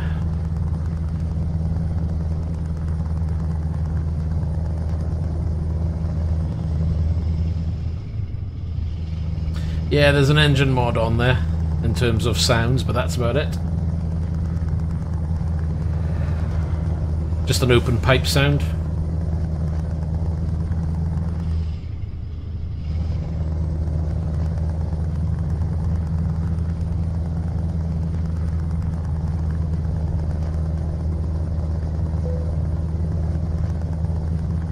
Yeah, somehow I don't think we're going to hit that one because we've got truck limiter on, so...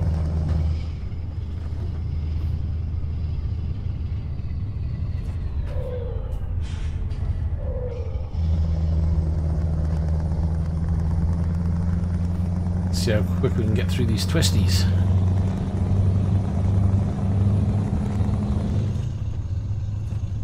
My dream car. Oh. Anything Ferrari, really, I would guess.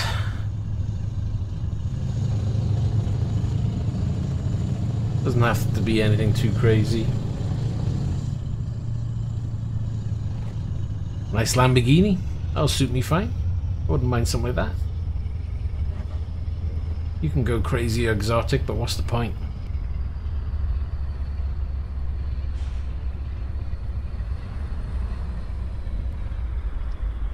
See, I don't know if I'd go for something like an Enzo.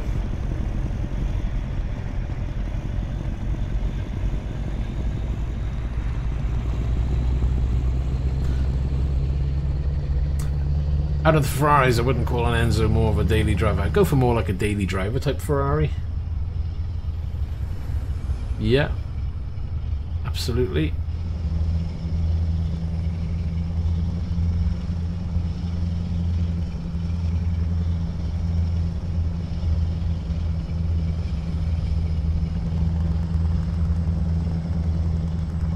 What about yourself?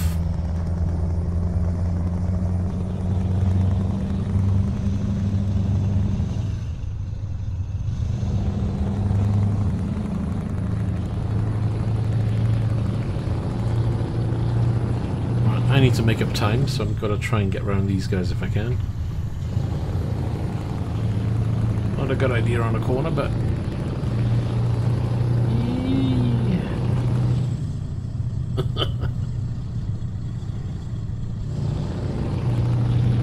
Well, for what it's worth, what have we got? 1 hour 12 remaining. And now we're going to be stuck.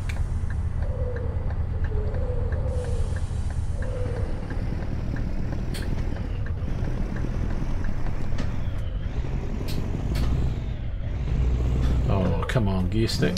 There it goes, it's gone the wrong way.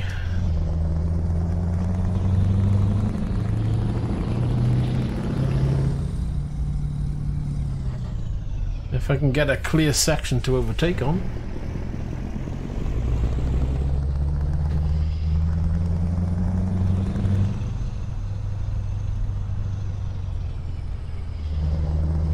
And he's going the same direction as me. Great.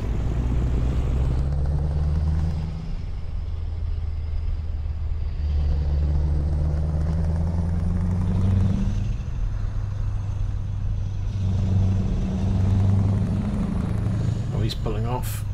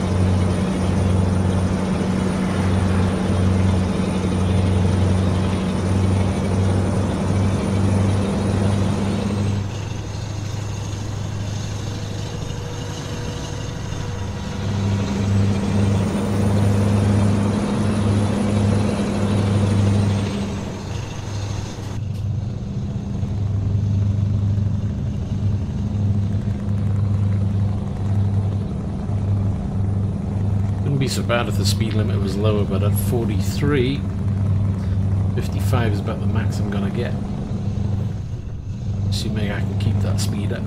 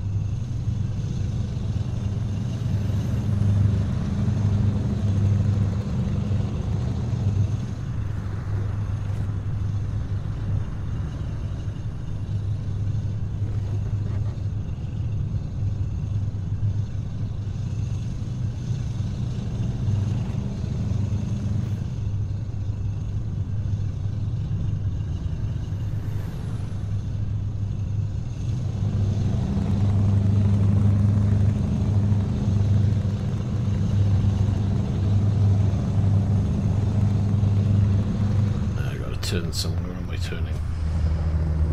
Not by here, thank God. He is. We're turning by here.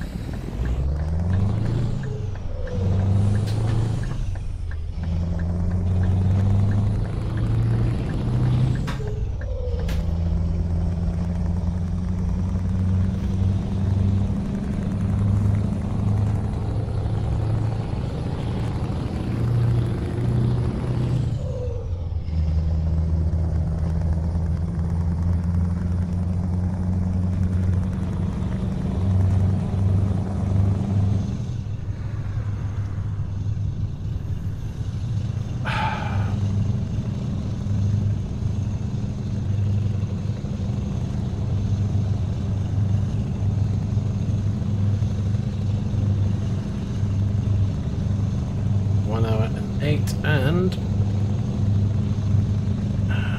yeah, we should have been there already. It's on 0 hours. So, we're going to be about an hour 30 maybe? Probably a bit more actually, because the speed limit's 55.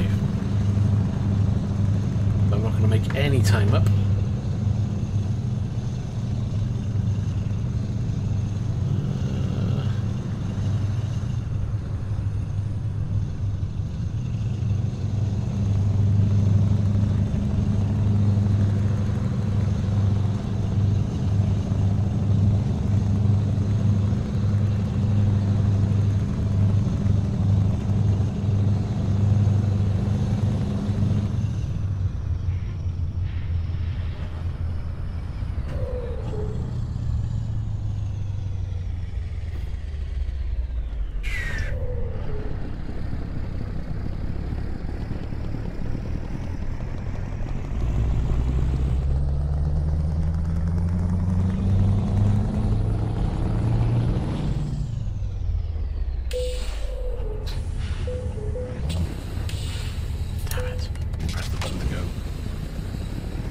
That one up.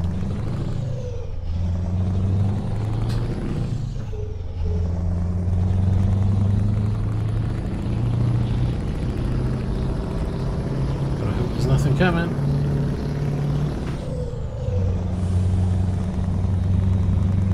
Ah, crap.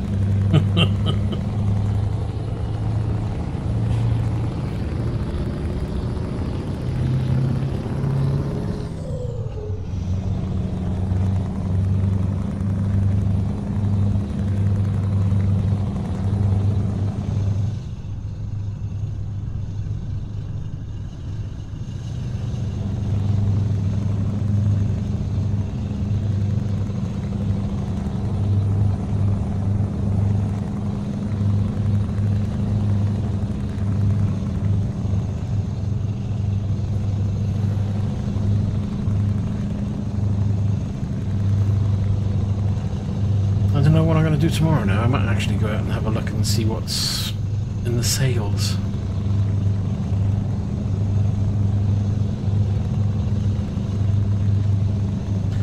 Yeah, it'll only be to somewhere like Curry's.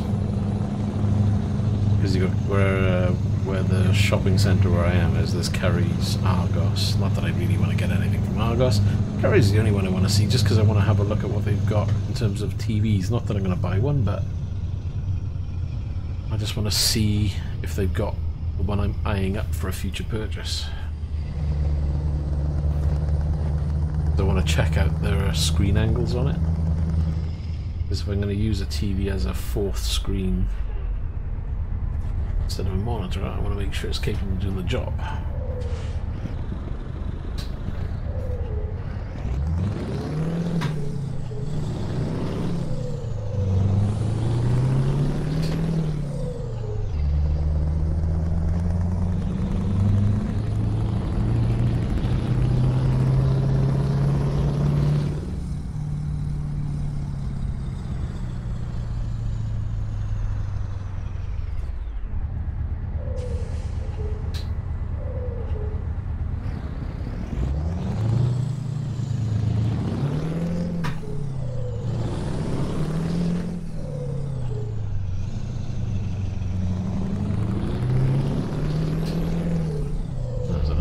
Just down there.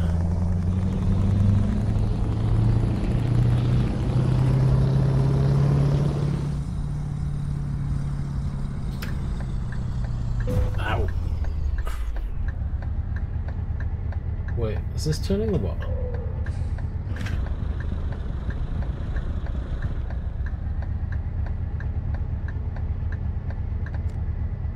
Did I miss the turning?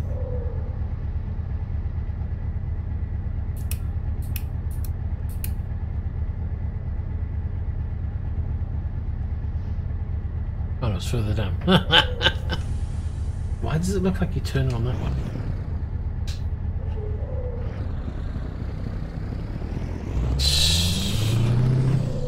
It is frustrating sometimes, the sat nav in this game. You think, yeah, that's the one. No. You got it wrong. Well, it was late. It's not like it was going to be any earlier, that's for sure.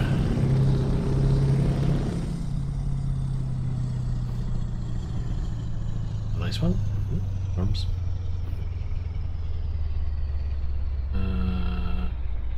I didn't quick thing that on us there. I thought, my gosh, I've gone all the way around, and it's not there to do. Beep. Reverse.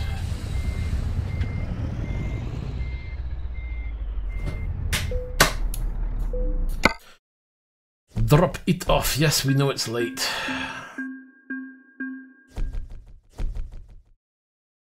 Man, I swiped 8 grand off that. Not that I was ever going to earn a lot on that one.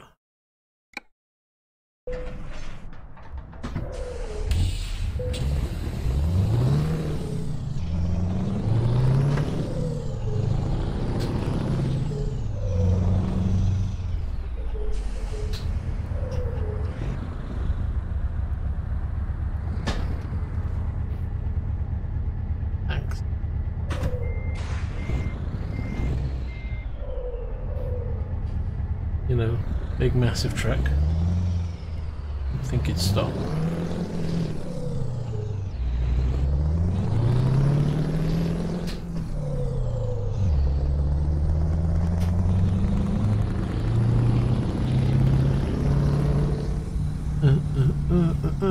Swing it in. And another one to buy. Do you really want it? Yes, we do. 68.25% of the map completed.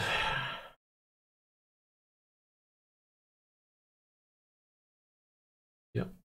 Right, I think we're going to leave that there for tonight. Thanks for watching. If you enjoyed the video, please leave a like and subscribe. Support the channel the best you can. And as always, I'll be around in the next one, probably sometime tomorrow. Keep an eye out, and I'll see you then.